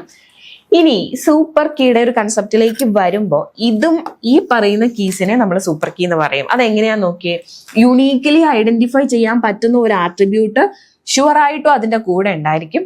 ഇനി അതിനോടൊപ്പം തന്നെ യുണീക്ലി ഐഡന്റിഫൈ ചെയ്യാൻ പറ്റാത്ത ആട്രിബ്യൂട്ടിനെ അതിന്റെ കൂടെ ചേർത്ത് എഴുതിയാലും അത് സൂപ്പർ കീ ആണ്. അപ്പോൾ സ്റ്റുഡന്റ് ID നെയിം എന്ന് പറയുന്ന സൂപ്പർ കീ ആണ്, ഇമെയിൽ ഫോൺ എന്ന് പറയുന്നത് സൂപ്പർ കീ ആണ്. ഫോൺ മാത്രം യൂസ് ചെയ്തുകൊണ്ട് നമുക്ക് ഒരു യുണീക്ലി ഐഡന്റിഫൈ ചെയ്യാൻ പറ്റില്ല. പക്ഷെ ഇമെയിൽ ID-യുടെ കൂടെ അത് ചേർത്ത് കഴിഞ്ഞാൽ അത് സൂപ്പർ കീ ആണ്. ഇനി സ്റ്റുഡന്റ് ID, ഇമെയിൽ നെയിം 2 എണ്ണം മാത്രമല്ല, 2-ൽ കൂടുതൽ കോമ്പിനേഷൻ വേണമെങ്കിൽ നമുക്ക് സൂപ്പർ കീയിലേക്ക് ഇടാം. സ്റ്റുഡന്റ് ID-യും ഇമെയിലും നെയിമും കൂടെ ചേർത്ത് വേണമെങ്കിൽ നമുക്ക് സൂപ്പർ കീ ഉണ്ടാക്കാം. അതാണ് നമ്മൾ ഇവിടെ പറഞ്ഞപ്പോ പറഞ്ഞത്. അതായത് കൗണ്ട് എന്ന് പറയുന്നത് മെനി വരാം, ഇഷ്ടം പോലെ വരാം. കാൻഡിഡേറ്റ് കീ ഫ്യൂ ആണ്, അതേപോലെ പ്രൈമറി കീ ഒരെണ്ണമാണ് വരുള്ളൂ എന്ന് പറഞ്ഞത്. ക്ലിയർ ആയി എന്ന് വിശ്വസിക്കുന്നു. നമുക്ക് അടുത്ത ക്വസ്റ്റ്യനിലേക്ക് പോവാം. അടുത്ത question, what are the weak entity types? Explain with an example from the company database. Weak entity type എന്താണെന്ന് ചോദിച്ചിരിക്കുന്നു. അതേപോലെ കമ്പനി ഡേറ്റാബേസ് വെച്ചിട്ട് എക്സ്പ്ലെയിൻ ചെയ്യാനാണ് പറഞ്ഞിരിക്കുന്നത്. Show how weak entities and their identifying relationships are represented in ER diagram. ഇനി ER ഡയഗ്രത്തില് അതിന്റെ ആ വീക്ക് എൻറ്റിറ്റിയും അതേപോലെ അതിനെ ഐഡന്റിഫൈ ചെയ്യുന്ന ഐഡന്റിഫൈങ് റിലേഷൻഷിപ്പും എങ്ങനെയാണ് റെപ്രസെന്റ് ചെയ്യുന്നത് എന്നുള്ളതാണ് ചോദിക്കുന്നത്. അപ്പൊ കമ്പനി ഡേറ്റാബേസ് എന്ന് പറയുന്നത് നമ്മുടെ സിലബസിൽ പ്രത്യേകം പറഞ്ഞിരിക്കുന്നത് കൊണ്ട് തന്നെ കമ്പനി ഡേറ്റാബേസിന്റെ ER ഡയഗ്രാം പഠിച്ചിട്ടേ പോവാവുള്ളൂ. അപ്പൊ അതിൽ നിന്നാണ് ഈ ക്വസ്റ്റ്യൻ വന്നിരിക്കുന്നത്. ഇത് മോഡൽ ക്വസ്റ്റ്യൻ പേപ്പറിൽ ഉണ്ടായിരുന്ന ക്വസ്റ്റ്യൻ ആണ്. ഇനി നമുക്ക് ആൻസറിലേക്ക് പോവാം. In the entity relationship model, ER മോഡലില് entity type represents. Entity type എന്ന് പറയുന്നത് എന്താണ്? Actually collection of entities. Collection of എൻറ്റിറ്റീസിനെയാണ് നമ്മൾ എൻറ്റിറ്റി ടൈപ്പ് എന്ന് പറയുന്നത്. ഇനി ഈ എൻറ്റിറ്റി കളക്ഷൻ ഓഫ് എൻറ്റിറ്റി എന്ന് പറയുന്നത് ഒരു കോമൺ ക്യാരക്ടർ ആയിരിക്കും അതിന് ഉണ്ടായിരിക്കുന്നത്. ഇനി entity types can be classified as either strong or weak. അപ്പോൾ എൻറ്റിറ്റി ടൈപ്പ് എന്ന് പറയുന്നത് കളക്ഷൻ ഓഫ് എൻറ്റിറ്റി ആണ്. അതിനെ 2ആയിട്ട് ഡിവൈഡ് ചെയ്യുന്നത്, 2 അതിലധികം ഡിവൈഡ് ചെയ്യാം. അതിൽ സ്ട്രോങ് എൻറ്റിറ്റിയും വീക്ക് എൻറ്റിറ്റിയും. മെയിൻ ആയിട്ട് പഠിക്കാനുള്ളത് സ്ട്രോങ് എൻറ്റിറ്റി അതേപോലെ വീക്ക് എൻറ്റിറ്റി ആണ്. അപ്പോൾ വീക്ക് എൻറ്റിറ്റി എന്താന്ന് നോക്കാം. നമ്മൾ ആദ്യത്തെ ക്വസ്റ്റ്യനിൽ ഒരു 3 മാർക്കിന്റെ ക്വസ്റ്റ്യനിൽ കണ്ടതായിരുന്നു അല്ലെ. വീക്ക് എൻറ്റിറ്റി എന്ന് പറയുന്നത് does not have its own primary key. അതിൻ്റെതായ ഒരു പ്രൈമറി കീ ഇല്ല എന്ന് പറഞ്ഞാൽ എന്താ മീൻ ചെയ്യുന്നത്? അതിനെ മാത്രമായിട്ട് വീക്ക് എൻറ്റിറ്റീനെ മാത്രം ഐഡന്റിഫൈ ചെയ്യാൻ പറ്റുന്ന ആട്രിബ്യൂട്ട്സ് ഒന്നും അതിൻ്റെ അകത്തില്ല. Instead it's existence and identifications are depend on another entity type. ഇതിന്റെ ഐഡന്റിഫിക്കേഷൻ ഇത് ബേസ് ചെയ്യുന്നത് മറ്റൊരു എൻറ്റിറ്റിയുടെ കൂടെയാണ്. അതിന്റെ കൂടെ ചേർന്ന് മാത്രമാണ് ഈ വീക്ക് എൻറ്റിറ്റി നിൽക്കുള്ളൂ. അപ്പോൾ ആ എൻറ്റിറ്റീനെ നമ്മൾ ഒരെണ്ണത്തിന്റെ കൂടെ ചേർന്ന് നിൽക്കുന്നു എന്ന് പറഞ്ഞല്ലോ, ആ എൻറ്റിറ്റീനെ ഐഡന്റിഫൈങ് എൻറ്റിറ്റി ടൈപ്പ് എന്ന് പറയും. അതും അല്ലെങ്കിൽ ഓണർ എൻറ്റിറ്റി എന്നും പറയും അല്ലെ. അപ്പോൾ വീക്ക് എൻറ്റിറ്റി എപ്പോഴും ഒരു സ്ട്രോങ് എൻറ്റിറ്റിയോട് കൂടിച്ചേർന്നേ നിൽക്കുള്ളൂ. ആ കൂടിച്ചേർന്ന് നിൽക്കുന്ന ആ സ്ട്രോങ് ആയിട്ടുള്ള എൻറ്റിറ്റീനെ ഓണർ എൻറ്റിറ്റി എന്ന് പറയും, അല്ലെങ്കിൽ ഐഡന്റിഫൈങ് എൻറ്റിറ്റി എന്നാണ് പറയുന്നത്. ഇനി without the existence of an owner entity ഇല്ല എന്നുണ്ടെങ്കിൽ വീക്ക് എൻറ്റിറ്റി എക്സിസ്റ്റ് ചെയ്യില്ല. എക്സാമ്പിൾ കാണിച്ചു തരാം. അപ്പൊ ഇവിടെ വീക്ക് എൻറ്റിറ്റി ഇങ്ങനെ സ്പെസിഫൈ ചെയ്ത് ചോദിച്ചിരിക്കുന്നത് കൊണ്ട് തന്നെ അതിന്റെ കുറച്ച് ക്യാരക്ടറിസ്റ്റിക്സ് നമുക്ക് നോക്കാം. അത് മെയിൻ ആയിട്ട് 3 ക്യാരക്ടറിസ്റ്റിക്സ് ആണ് പറയുന്നത്. First one existent dependence, next one അതിന്റെ ഐഡന്റിഫിക്കേഷൻ ഡിപ്പെൻഡൻസ്, പിന്നെ ഐഡന്റിഫൈങ് റിലേഷൻഷിപ്പ്. 3 ക്യാരക്ടറാണ് മെയിൻ ആയിട്ട് പറയാനുള്ളത്. അപ്പൊ എക്സിസ്റ്റൻസ് ഡിപ്പെൻഡൻസ് എന്ന് പറഞ്ഞാൽ നമ്മൾ ഓൾറെഡി പറഞ്ഞു, അതായത് weak entity cannot exist without its owner entity ഇല്ലെങ്കിൽ വീക്ക് എൻറ്റിറ്റി എക്സിസ്റ്റ് ചെയ്യുന്നില്ല എന്നുള്ളതാണ് പറയുന്നത്. അതേപോലെ തന്നെ ഓണർ എൻറ്റിറ്റി ഡിലീറ്റ് ചെയ്യപ്പെട്ട് കഴിഞ്ഞാൽ ഈ പറയുന്ന നമ്മുടെ വീക്ക് എൻറ്റിറ്റിയും ഓട്ടോമാറ്റിക്കലി പിന്നെ അതിന് എക്സിസ്റ്റൻസ് ഇല്ലാത്തതുകൊണ്ട് ഡിലീറ്റ് ആയി പോകും. ഇനി ഐഡന്റിഫിക്കേഷൻ ഡിപ്പെൻഡൻസ് എന്ന് പറഞ്ഞു കഴിഞ്ഞാൽ ഇതിൻ്റെതായ ആട്രിബ്യൂട്ട്സ് ഇല്ല, അതിനെ ഐഡന്റിഫൈ ചെയ്യാനായിട്ട് അതിൻ്റെതായ ആട്രിബ്യൂട്ട്സ് ഇല്ല. അതുകൊണ്ട് ഇപ്പോൾ അതിലെ അപ്പോൾ ആട്രിബ്യൂട്ട് ഇല്ല എന്ന് പറയുമ്പോൾ നമുക്ക് അതിനൊരു പ്രൈമറി കീ കൊടുക്കാൻ പറ്റില്ല. പിന്നെ കൊടുക്കാൻ പറ്റുന്നത് ഒരു പാർഷ്യൽ കീ ആണ്. പിന്നെ എന്താണ് കൊടുക്കാൻ പറ്റുന്നത്? ഇതിന് പാർട്ട് ഓഫ് ഇറ്റ് ആയതുകൊണ്ട് നമുക്ക്, അതായത് പ്രൈമറി കീയുടെ പാർട്ടായിട്ട് വരുന്ന ഒരു പാർഷ്യൽ കീ മാത്രമാണ് ഇതിന് ഐഡന്റിഫിക്കേഷൻ കൊടുക്കാൻ പറ്റുള്ളൂ. അപ്പൊ ഇതൊരു പ്രൈമറി കീ ആവണം എന്നുണ്ടെങ്കിൽ നമ്മുടെ സ്ട്രോങ് എൻറ്റിറ്റിയിൽ നിന്നുള്ള ഒരു ആട്രിബ്യൂട്ടും കൂടെ ചേർന്നാൽ മാത്രമാണ് അത് ഒരു പ്രൈമറി കീ ആയിട്ട്, അല്ലെങ്കിൽ അതിനെ മാത്രമായിട്ട് ഐഡന്റിഫൈ ചെയ്യാനായിട്ട് പറ്റുള്ളൂ. കമ്പനി ഡേറ്റാബേസിന്റെ എക്സാമ്പിൾ കാണിച്ചു തരാം. ഐഡന്റിഫൈങ് റിലേഷൻഷിപ്പ് എന്ന് പറഞ്ഞു കഴിഞ്ഞാൽ ഇമ്പോർട്ടന്റ് ആണിത്. The relationship between a weak entity type and its owner entity type is an identifying relationship. Important ആണ്. അതായത് ഒരു വീക്ക് എൻറ്റിറ്റിയും സ്ട്രോങ് എൻറ്റിറ്റിയും തമ്മിലുള്ള റിലേഷൻഷിപ്പ് അതിനെയാണ് നമ്മൾ ഐഡന്റിഫൈയിങ് റിലേഷൻഷിപ്പ് എന്ന് പറയുന്നത്. ഇവിടെ ആ റിലേഷൻഷിപ്പ് എക്സിസ്റ്റ് ചെയ്യുന്നത് 1 to many, അതായത് 1 to n എന്ന് പറയുന്ന ഒരു ഫോർമുല ആയിരിക്കും. നോക്കിക്കേ, each weak entity is related to exactly 1 owner entity. വളരെ വളരെ ഇമ്പോർട്ടൻറ്റ്. ഈ weak entity is related to exactly 1 owner entity. ഈ ഒരു കാര്യം പഠിച്ചു വെച്ചിട്ട് പോകണം. അപ്പൊ നമുക്ക് നോക്കാം. ഇതാണ് കമ്പനിയുടെ ഡേറ്റാബേസ്. നിങ്ങൾ ഓൾറെഡി ഇത് പരിചയപ്പെട്ടിട്ടുള്ളതായിരിക്കും, പഠിച്ചിട്ടുള്ളതായിരിക്കും. അപ്പോൾ ഇവിടെ ഞാൻ കാണിച്ചു തരാം ഏതാണ് വീക്ക് എൻറ്റിറ്റി എന്നുള്ളത്. ഡബിൾ റെക്ടാങ്കിളിലാണ് വീക്ക് എൻറ്റിറ്റി റെപ്രസെന്റ് ചെയ്യുന്നതെന്ന് ആദ്യം നമ്മൾ പഠിച്ചല്ലേ. അപ്പൊ ഇതാണ് വീക്ക് എൻറ്റിറ്റി റെപ്രസെന്റ് ചെയ്യുന്നത്. ഈ വീക്ക് എൻറ്റിറ്റി എന്തിനെയാണ് ഡിപ്പെൻഡ് ചെയ്യുന്നത് നോക്കിയേ. ഇതിന്റെ ഓണർ എൻറ്റിറ്റി ആണ് ഈ എംപ്ലോയി എന്ന് പറയുന്നത്. അപ്പോൾ ആ എംപ്ലോയിയിൽ നമുക്ക് SSN എന്ന് പറയുന്ന പ്രൈമറി കീ ആയിട്ട് കൊടുക്കാം, അണ്ടർലൈൻ ചെയ്തിട്ടുണ്ട്. ഇവിടെ ഡിപ്പെൻഡന്റ് ഈ എംപ്ലോയി, ഒരു കമ്പനിയിൽ വർക്ക് ചെയ്യുന്ന എംപ്ലോയി, ആ എംപ്ലോയിയുടെ റിലേറ്റീവ്സോ അല്ലെങ്കിൽ ആ എംപ്ലോയിനെ ഡിപ്പെൻഡ് ചെയ്യുന്ന ആൾക്കാരുടെയോ ലിസ്റ്റാണ് ഇവിടെ കാണിക്കുന്നത്. അപ്പൊ ആ എംപ്ലോയി ഉണ്ടെങ്കിൽ മാത്രമാണ് ആ ഡിപ്പെൻഡന്റ് ഉള്ളൂ. ആ കമ്പനിയിൽ നിന്ന് ആ എംപ്ലോയി മറ്റൊരു കമ്പനിയിലേക്ക് പോയി കഴിഞ്ഞ് കഴിഞ്ഞാൽ ആ എംപ്ലോയിക്ക് പിന്നെ അവിടെ എക്സിസ്റ്റൻസ് ഇല്ല, അതേപോലെ ഡിപ്പെൻഡന്റിന് ഒട്ടുമില്ല, അല്ലെ? അപ്പോ ഈ എംപ്ലോയിനെ ഡിപ്പെൻഡ് ചെയ്യുന്നു എന്ന് കാണിക്കാൻ വേണ്ടിയിട്ട്, അപ്പൊ പ്രൈമറിക്ക് ഇവിടെ ഇതിനായിട്ട് പ്രൈമറിക്ക് ഉണ്ട്, ഡിപ്പെൻഡന്റിന് പ്രൈമറി കീ ആയിട്ട് കൊടുക്കാൻ പറ്റില്ല. നമ്മൾ അതിനൊരു പാർഷ്യൽ കീ ആണ് കൊടുക്കുന്നത്, അതൊരു നെയിം മാത്രമാണ്. അതുകൊണ്ട് അത് നമ്മൾ എന്ത് ചെയ്യുന്നു, ഒരു ഡാഷ്ഡ് ലൈനിലാണ് ആ പാർഷ്യൽ കീനെ റെപ്രസെന്റ് ചെയ്യുന്നത്. ഇനി ഇത് തമ്മിലുള്ള റിലേഷൻഷിപ്പ്, എംപ്ലോയിയും ഡിപ്പെൻഡന്റും തമ്മിലുള്ള റിലേഷൻഷിപ്പ് എന്ന് പറയുന്നത് അതും എന്താണ്, വീക്കർ റിലേഷൻഷിപ്പ് ആണ്. സോ നമ്മൾ അതും എന്താണ്, ഈ പറയുന്ന ഡബിൾ, ശരിക്കും റിലേഷൻഷിപ്പിനെ നമ്മൾ റെപ്രസെന്റ് ചെയ്യുന്നത് എങ്ങനെയാ, ഈ ഒരു ഡയമണ്ട് ഷേപ്പാ. ഇവിടെ വീക്ക് എൻറ്റിറ്റി ആയിട്ടുള്ള റിലേഷൻഷിപ്പ് ആയതുകൊണ്ട് ഡബിൾ ഡയമണ്ട് ആണ് റെപ്രസെന്റ് ചെയ്യാനായിട്ട് യൂസ് ചെയ്യുന്നത്. ഡിപ്പെൻഡൻസ് ഓഫ് എന്ന് പറയുന്ന ഒരു എക്സിസ്റ്റൻസ് ആണ് ഇവിടെ ഉള്ളത്. ഇനി നമ്മൾ പറഞ്ഞിരുന്നു ഇതിന്റെ റിലേഷൻഷിപ്പ് വരുന്ന 1 to many ആണ് എന്നുള്ളത്. അപ്പൊ എപ്പോഴും ഈ ഒരു ഡിപ്പെൻഡന്റ് എക്സാക്ട്ലി 1 എൻറ്റിറ്റീനെ ആയിരിക്കും ഡിപ്പെൻഡ് ചെയ്യുന്നത്. ഈ എംപ്ലോയിക്ക് എന്ന് പറയുന്നത് 1 to many ആണ്, 1 to n. കണ്ടോ, വന്നിരിക്കുന്നത് കണ്ടോ?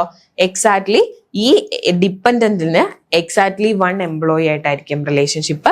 എംപ്ലോയി എന്ന് പറയുമ്പോൾ മെനി റിലേഷൻഷിപ്പ് കാണും, 1 to n റിലേഷൻഷിപ്പ് ആണ് അവിടെ വരുന്നത്. അപ്പോൾ ഇപ്പൊ നമ്മൾ പറഞ്ഞ കാര്യം തന്നെയാണ് പറയുന്നത്. അതിന്റെ ഐഡന്റിഫൈയിങ് റിലേഷൻഷിപ്പിന്റെ ടൈപ്പ്, അതേപോലെ പാർഷ്യൽ കീ നമ്മൾ എങ്ങനെയാണ് റെപ്രസെന്റ് ചെയ്യുന്നത്, കണക്റ്റിംഗ് ലൈൻസ് നമ്മൾ എങ്ങനെ റെപ്രസെന്റ് ചെയ്യുന്നു, അവിടെ വരുന്ന കാർഡിനാലിറ്റി എന്ന് പറയുന്നത് 1:n ആയിരിക്കും എന്നുള്ളതുമാണ് പറഞ്ഞത്. ഇനി നെക്സ്റ്റ് ക്വസ്റ്റ്യൻ നമ്പർ 5 ആണ്. Draw an ER diagram for an online retail system based on the following requirements. ഇപ്പോൾ ഓൺലൈൻ റീറ്റെയിൽ സിസ്റ്റം അതിന്റെ ഒരു ER ഡയഗ്രാം വരയ്ക്കാനാണ് പറഞ്ഞിരിക്കുന്നത്. അപ്പൊ ഇത് മോഡൽ ക്വസ്റ്റ്യൻ പേപ്പറിൽ ഉണ്ടായിരുന്നതാണ്. നമ്മളോട് ഏത് ER ഡയഗ്രാം വേണേലും ചോദിക്കാം. പ്രീവിയസ് ആയിട്ട് ലൈബ്രറി, അതേപോലെ ഹോസ്പിറ്റൽ, അങ്ങനെയൊക്കെ കുറെ ചോദിച്ചിട്ടുണ്ട്. അപ്പോൾ ഒരു ക്വസ്റ്റ്യൻ ഓർ ക്വസ്റ്റ്യൻ ആയിട്ട് ഇതേപോലെ ഒരു essay ക്വസ്റ്റ്യൻ ER ഡയഗ്രാം വരയ്ക്കാൻ ചോദിക്കും. വളരെ സിമ്പിൾ ആയിട്ട് നമുക്ക് വരയ്ക്കാനുള്ളതേ ഉള്ളൂ, മാർക്ക് സ്കോർ ചെയ്യാൻ പറ്റും. ER ഡയഗ്രാം മാത്രം വരച്ചു വെച്ചാൽ മാർക്ക് കിട്ടില്ല, അത് എന്താണെന്നും കൂടി എക്സ്പ്ലെയിൻ ചെയ്തും കൂടി വെക്കണം. അപ്പോൾ ഫസ്റ്റ് ഇവിടെ ഒരു ഓൺലൈൻ റീറ്റെയിൽ സിസ്റ്റത്തിന്റെ ER ഡയഗ്രാം വരയ്ക്കാനാണ് പറഞ്ഞിരിക്കുന്നത്. അപ്പോൾ അതിന് കുറച്ച് ഫീച്ചേഴ്സ് നമ്മളോട് പറയുന്നുണ്ട്. മാനുഫാക്ചർ ഉണ്ട്, ആ മാനുഫാക്ചറിന് യുണീക്ക് നെയിം ഉണ്ട്, അഡ്രസ്, അതേപോലെ ഫോൺ നമ്പർ. മാനുഫാക്ചറിന്റെ ഡീറ്റെയിൽസ് ആണ് ഇവിടെ പറയുന്നത്. അപ്പൊ അങ്ങനെ ഒരു എൻറ്റിറ്റി ക്രിയേറ്റ് ചെയ്തിട്ട് ഇതേപോലത്തെ ആട്രിബ്യൂട്ട് കൊടുക്കുക. ഇനി പ്രോഡക്റ്റ് ഹാവ്, ഒരു പ്രോഡക്റ്റ് ആണെങ്കിൽ അതിനൊരു മോഡൽ നമ്പർ ഉണ്ടായിരിക്കും, അതേപോലെ ടൈപ്പ് ഉണ്ടായിരിക്കും. ഇനി each product is made by one manufacturer. ഒരു പ്രോഡക്റ്റ് എന്ന് പറയുന്നത് അത് ഉണ്ടാക്കുന്നത് ഒരു മാനുഫാക്ചർ ആയിരിക്കും. ഇവിടെ ആ പറയുന്ന റിലേഷൻഷിപ്പ്, ഐഡന്റിഫൈങ് റിലേഷൻഷിപ്പ് അല്ലെങ്കിൽ കാർഡിനാലിറ്റിയുടെ കാര്യമൊക്കെ നമ്മൾ ഇവിടെ ശ്രദ്ധിക്കണം. Each product is made by one manufacturer and different manufacturers may have different product. പല മാനുഫാക്ചേഴ്സിന് ഡിഫറെന്റ് ആയിട്ടുള്ള പ്രോഡക്റ്റ് ആണുള്ളത് വിത്ത് സെയിം മോഡൽ നമ്പർ. അതിനൊരു മോഡൽ നമ്പർ ഉണ്ടായിരിക്കും. ഇനി but no manufacturers have two product with same model number. അതായത് ഒരു same model number വെച്ചിട്ട് ഉള്ള no manufacturer has two product with same model number. Same model നമ്പറിൽ രണ്ട് പ്രോഡക്റ്റ് ഉണ്ടായിരിക്കില്ല. Customers are identified by A unique social security number. Customer എന്ന് പറയുന്ന എൻറ്റിറ്റിക്ക് ഉള്ള ആട്രിബ്യൂട്ട് ആണ് സോഷ്യൽ സെക്യൂരിറ്റി നമ്പർ എന്ന് പറയുന്നത്. അത് പ്രൈമറി കീ ആണെന്നാണ് പറയുന്നത്, കാരണം അതാണ് യുണീക്ക് എന്ന് പറഞ്ഞിരിക്കുന്നത്. They have email address. അപ്പൊ അടുത്ത കസ്റ്റമേഴ്സിന്റെ അടുത്ത ആട്രിബ്യൂട്ട് ഏതാ? ഇമെയിൽ ആണ്. അതേപോലെ അഡ്രസ് ആൻഡ് ഫിസിക്കൽ അഡ്രസ്. ഇനി several customers may leave at the same address but no two customers have the same email. അപ്പൊ ഇവിടെ ഇമെയിൽ ID എന്ന് പറയുന്നത് യുണീക്ക് ആയിട്ട് ഐഡന്റിഫൈ ചെയ്യാൻ പറ്റുന്നതാണ്. പക്ഷെ അഡ്രസ് യൂസ് ചെയ്ത് ഒരു കസ്റ്റമറിനെ യുണീക്ക് ആയിട്ട് ഐഡന്റിഫൈ ചെയ്യാൻ പറ്റില്ല, കാരണം ഒരു അഡ്രസ്സിൽ ഒന്നിലധികം പേര് താമസിക്കുന്നുണ്ടാവും. ഇനി ഓർഡറിന്റെ എൻറ്റിറ്റിയിൽ എന്തൊക്കെ വരും? An order has unique order number. ഒരു ഓർഡർ നമ്പർ ഉണ്ട്, അതേപോലെ അതിന്റെ ഡേറ്റ് ഉണ്ട്. ഇനി order is placed by one customer. ഒരു കസ്റ്റമർ ആയിരിക്കും ഓർഡർ ചെയ്യുന്നത്. ഓർഡർ ചെയ്യുന്ന ആളെ ഒരു കസ്റ്റമർ ആയിട്ടാണ് കൺസിഡർ ചെയ്യുന്നത്. Each order contains one or more product. ഒരു കസ്റ്റമറെ ഉണ്ടായിരിക്കുള്ളൂ, പക്ഷെ ഒന്നിലധികം പ്രോഡക്റ്റ് ഓർഡർ ചെയ്യാനായിട്ട് പറ്റും. ഇനി with a quantity for each product. ഓരോ പ്രോഡക്റ്റിന് തന്നെ ഒരു പെൻ വാങ്ങുവാണ്, പെന്നാണ് നമ്മൾ വാങ്ങുന്നതെങ്കിൽ അതിന്റെ ക്വാണ്ടിറ്റി വേണമെങ്കിൽ ഡിഫറെന്റ് ആയിട്ട് വരാം. ഇപ്പോൾ 1 വരാം, 10 വരാം, അങ്ങനെ ക്വാണ്ടിറ്റി വേരി ചെയ്യും. ഇനി നെക്സ്റ്റ് പറഞ്ഞിരിക്കുന്ന point, clearly identify all entities. ഇതിന്റെ അകത്തുള്ള എൻറ്റിറ്റീസിനെ എല്ലാം ഐഡന്റിഫൈ ചെയ്യുക, അത് തമ്മിലുള്ള റിലേഷൻഷിപ്പ് ഐഡന്റിഫൈ ചെയ്യുക, അതിന്റെ ആട്രിബ്യൂട്ട്സിനെ ഐഡന്റിഫൈ ചെയ്യുക, കീനെ ഐഡന്റിഫൈ ചെയ്യുക, ഇതിനകത്ത് വരുന്ന കാർഡിനാലിറ്റി റേഷ്യോനെ ഐഡന്റിഫൈ ചെയ്യുക, അതേപോലെ പാർട്ടിസിപ്പേഷൻ കൺസ്ട്രെയിൻസ് കൊടുക്കുക. ഇത്രയും കാര്യങ്ങളൊക്കെ ഐഡന്റിഫൈ ചെയ്തിട്ട് വേണം നമ്മുടെ ഓൺലൈൻ റീറ്റെയിൽ സിസ്റ്റത്തിന്റെ ഒരു ER ഡയഗ്രാം വരയ്ക്കാനായിട്ട്. അപ്പൊ നമുക്ക് പോവാം. ഒരു ER ഡയഗ്രത്തിന്റെ മോഡൽ വരച്ചിട്ടുണ്ട്. എൻറ്റിറ്റി, മാനുഫാക്ചർ ഒരു എൻറ്റിറ്റി ആണ്, അതേപോലെ പ്രോഡക്റ്റ് ഒരു എൻറ്റിറ്റി ആണ്, ഓർഡർ എൻറ്റിറ്റി ആണ്, കസ്റ്റമർ എൻറ്റിറ്റി ആണ്. അപ്പൊ മാനുഫാക്ചർ എന്ന് പറയുന്നത്, മാനുഫാക്ചർ ഉണ്ടെങ്കിൽ മാത്രമേ പ്രോഡക്റ്റ് ഉള്ളൂ, അതിന് നിലനിൽപ്പുള്ളൂ. സോ പ്രോഡക്റ്റ് എന്ന് പറയുന്നത് ഒരു വീക്ക് എൻറ്റിറ്റി ആയിട്ടാണ് കൊടുത്തിരിക്കുന്നത്. മാനുഫാക്ചർ എന്ന് പറയുന്നത് സ്ട്രോങ് എൻറ്റിറ്റിയും. അത് തമ്മിലുള്ള റിലേഷൻഷിപ്പ് അപ്പൊ എന്തായിരിക്കും? ഒരു സ്ട്രോങ് എൻറ്റിറ്റിയും ഒരു വീക്ക് എൻറ്റിറ്റിയും തമ്മിലുള്ള റിലേഷൻഷിപ്പ് എന്ന് പറയുന്നത് ഡബിൾ ഡയമണ്ടിലായിരിക്കാം കൊടുക്കേണ്ടത്. അവിടെ വീക്ക് റിലേഷൻഷിപ്പ് ആണുള്ളത്, ഒരു ഐഡന്റിഫൈങ് റിലേഷൻഷിപ്പ് ആണ് വേണ്ടത്. അപ്പൊ നമ്മൾ മാനുഫാക്ചറിന്റെ കേസിൽ മാനുഫാക്ചറിന് ഒരു കമ്പനി, ഒരു മാനുഫാക്ചറിന് എന്തൊക്കെ കാര്യങ്ങൾ ഉണ്ടായിരിക്കും? മാനുഫാക്ചറിന് ഒരു നെയിം ഉണ്ടായിരിക്കും, അതേപോലെ അഡ്രസ് ഉണ്ടായിരിക്കും, അതേപോലെ ഫോൺ നമ്പർ ഉണ്ടായിരിക്കും, അല്ലെ? ഇനി ഇവിടെ പ്രോഡക്റ്റ് മേക്ക് ചെയ്യുന്ന കാര്യമാണ് പറയുന്നത്. ഇവിടുത്തെ കാർഡിനാലിറ്റി എന്ന് പറയുന്നത് 0 to n, അതായത് ഈ മാനുഫാക്ചർ ഓരോ പ്രോഡക്റ്റ് ഉണ്ടാക്കുന്ന കാര്യം പറയുന്നുണ്ട്. ആ പ്രോഡക്റ്റിൽ എന്ന് പറയുന്നത് മോഡൽ നമ്പറും ടൈപ്പും അതിന്റെ വരുന്ന ആട്രിബ്യൂട്ട് ആണ്. ഇത് ശരിക്കും ഇങ്ങനെ കാണിക്കുന്നു എന്നുള്ളതാണ് കേട്ടോ, വെറുതെ ഡോട്ട് ഇട്ടു എന്നേ ഉള്ളൂ. സെയിം തന്നെയാണ്, വരച്ചതിന് പകരം ഒരു ഡോട്ട് വന്നു എന്ന് മാത്രമേ ഉള്ളൂ. അപ്പോൾ പ്രോഡക്റ്റിന് മോഡൽ നമ്പറും ടൈപ്പും ഉണ്ട്. ഇവിടെ മോഡൽ നമ്പറിനെ പ്രൈമറി കീ ആയിട്ട് മാറ്റാം. ഇനി ഈ പ്രോഡക്റ്റിൽ നിന്നാണ് ഓർഡർ വരുന്നത് അല്ലെ. പിന്നെ അടുത്ത എൻറ്റിറ്റി എന്ന് പറയുന്നത് കസ്റ്റമറും ഓർഡറും ഉണ്ട്. അപ്പൊ കസ്റ്റമർ ഓർഡർ പ്ലേസ് ചെയ്യുന്നു എന്നുള്ള റിലേഷൻഷിപ്പാണ് കസ്റ്റമറും ഓർഡറും തമ്മിലുള്ളത്. കസ്റ്റമർ എന്ന് പറയുന്ന ടേബിളിലെ SSN യുണീക്ലി ഐഡന്റിഫൈ ചെയ്യാം, SSN. അതേപോലെ ഇമെയിൽ യൂസ് ചെയ്തും യുണീക്ലി ഐഡന്റിഫൈ ചെയ്യാം. സോ ഇത് രണ്ടും നമുക്ക് പ്രൈമറി കീ ആയിട്ട് കൊടുക്കാം. ഇനി ഇവിടെ വരുന്നത് എല്ലാ കസ്റ്റമേഴ്സും, അതായത് എല്ലാ കസ്റ്റമേഴ്സിനും ഓർഡർ, ഏത് ഓർഡർ വേണേലും പ്ലേസ് ചെയ്യാൻ പറ്റും. അതുകൊണ്ട് ഇവിടെ ടോട്ടൽ പാർട്ടിസിപ്പേഷൻ ആണ്. ടോട്ടൽ ഇവിടെയുള്ള എല്ലാ എൻറ്റിറ്റിക്കും ഈ പറയുന്ന എൻറ്റിറ്റിയിലെ എല്ലാം ആക്സസ് ചെയ്യാൻ പറ്റും, എല്ലാത്തിലേക്കും പാർട്ടിസിപ്പേറ്റ് ചെയ്യാൻ പറ്റുമെങ്കിൽ ടോട്ടൽ പാർട്ടിസിപ്പേഷൻ എന്ന് പറയും. ആ ടോട്ടൽ പാർട്ടിസിപ്പേഷനെ കാണിക്കുന്നതാണ് ഡബിൾ ലൈൻ. ഓക്കെ, എല്ലാ കസ്റ്റമേഴ്സിനും എല്ലാ ഓർഡറും ചെയ്യാൻ പറ്റും. അപ്പോൾ നമുക്കിവിടെ പറയാം അതിന്റെ ടോട്ടൽ പാർട്ടിസിപ്പേഷൻ എന്നാണ് നമ്മൾ പറയുന്നത്. അതിന് ഡബിൾ ലൈൻ ആണ് യൂസ് ചെയ്യുന്നത്. അപ്പോൾ ഈ പ്രോഡക്റ്റ് എന്ന് പറയുന്നത്, ഇനി നെക്സ്റ്റ് എന്ന് പറയുന്നത് പ്രോഡക്റ്റ്, അതേപോലെ ഓർഡർ ഉണ്ട്. അപ്പോൾ ഓർഡർ ചെയ്യുന്നത് എന്ന് പറയുന്നത് ഏതെങ്കിലും ഒരു പ്രോഡക്റ്റ് ആയിരിക്കും അല്ലെ. അപ്പോൾ ഓർഡറിന്റെ അകത്തുനിന്ന് നമുക്ക് ഇവിടെ നമ്മൾ സെലക്ട് ചെയ്യുമ്പോൾ, ഒരു പ്രോഡക്റ്റ് സെലക്ട് ചെയ്യുമ്പോൾ നമുക്ക് എന്ത് സെലക്ട് ചെയ്യാൻ പറ്റും? ക്വാണ്ടിറ്റി സെലക്ട് ചെയ്യാൻ പറ്റും. അപ്പൊ ആ റിലേഷൻഷിപ്പിൽ നമുക്ക് ക്വാണ്ടിറ്റി ഒരു ആട്രിബ്യൂട്ട് ആയിട്ട് യൂസ് ചെയ്യാനായിട്ട് പറ്റും. അപ്പൊ ഇത്രയും കാര്യങ്ങളാണുള്ളത്. ഇതിന്റെ അകത്ത് ഡബിൾ ലൈൻ കാണിച്ചിരിക്കുന്ന എല്ലാം ടോട്ടൽ പാർട്ടിസിപ്പേഷൻ, എല്ലാ എൻറ്റിറ്റിയും പാർട്ടിസിപ്പേറ്റ് ചെയ്യും എന്നുള്ളതും, സിംഗിൾ ലൈൻ കാണിച്ചിരിക്കുന്ന എല്ലാം പാർഷ്യൽ പാർട്ടിസിപ്പേഷനുമാണ്. 0 to n എന്ന് പറയുന്നതും 1/1 എന്നൊക്കെ പറയുന്നത് ഇതിന്റെ കാർഡിനാലിറ്റി ആണ്. മാനുഫാക്ചർ, അതേപോലെ മാനുഫാക്ചറിന് എത്ര പ്രോഡക്റ്റ് വേണമെങ്കിലും ഉണ്ടാക്കാനായിട്ട് പറ്റും. ഓക്കെ, ഒരു പ്രോഡക്റ്റ് ഉണ്ടാക്കുന്നത് എപ്പോഴും ഒരു മാനുഫാക്ചർ ആയിരിക്കും. അപ്പോൾ അതാണ് ഇവിടെ കാണിച്ചിരിക്കുന്ന കാർഡിനാലിറ്റിയിൽ പറയുന്നത്. ഇവിടെ എല്ലാം കൃത്യമായിട്ട് എഴുതിയിട്ടുണ്ട്. ഫിഗർ കണ്ടിട്ട് ഇതൊന്ന് ജസ്റ്റ് വായിച്ചു നോക്കിയാൽ നിങ്ങൾക്ക് കറക്റ്റായിട്ട് മനസ്സിലാവും. നമുക്ക് ഒന്ന് നോക്കാം. മാനുഫാക്ചറും പ്രോഡക്റ്റും തമ്മിൽ 1:n എന്ന് പറയുന്ന കാർഡിനാലിറ്റിയാണ് കാണിക്കുന്നത്. അപ്പോൾ 1 അത് മീൻ ചെയ്യുന്നത് 1 മാനുഫാക്ചറർ മേക്ക് മെനി പ്രോഡക്റ്റ്. ഒരു മാനുഫാക്ചർ തന്നെ പല പ്രോഡക്റ്റ് ഉണ്ടാക്കാനായിട്ട് പറ്റും. സോ അതാണ് 1:n പറയുന്നത്.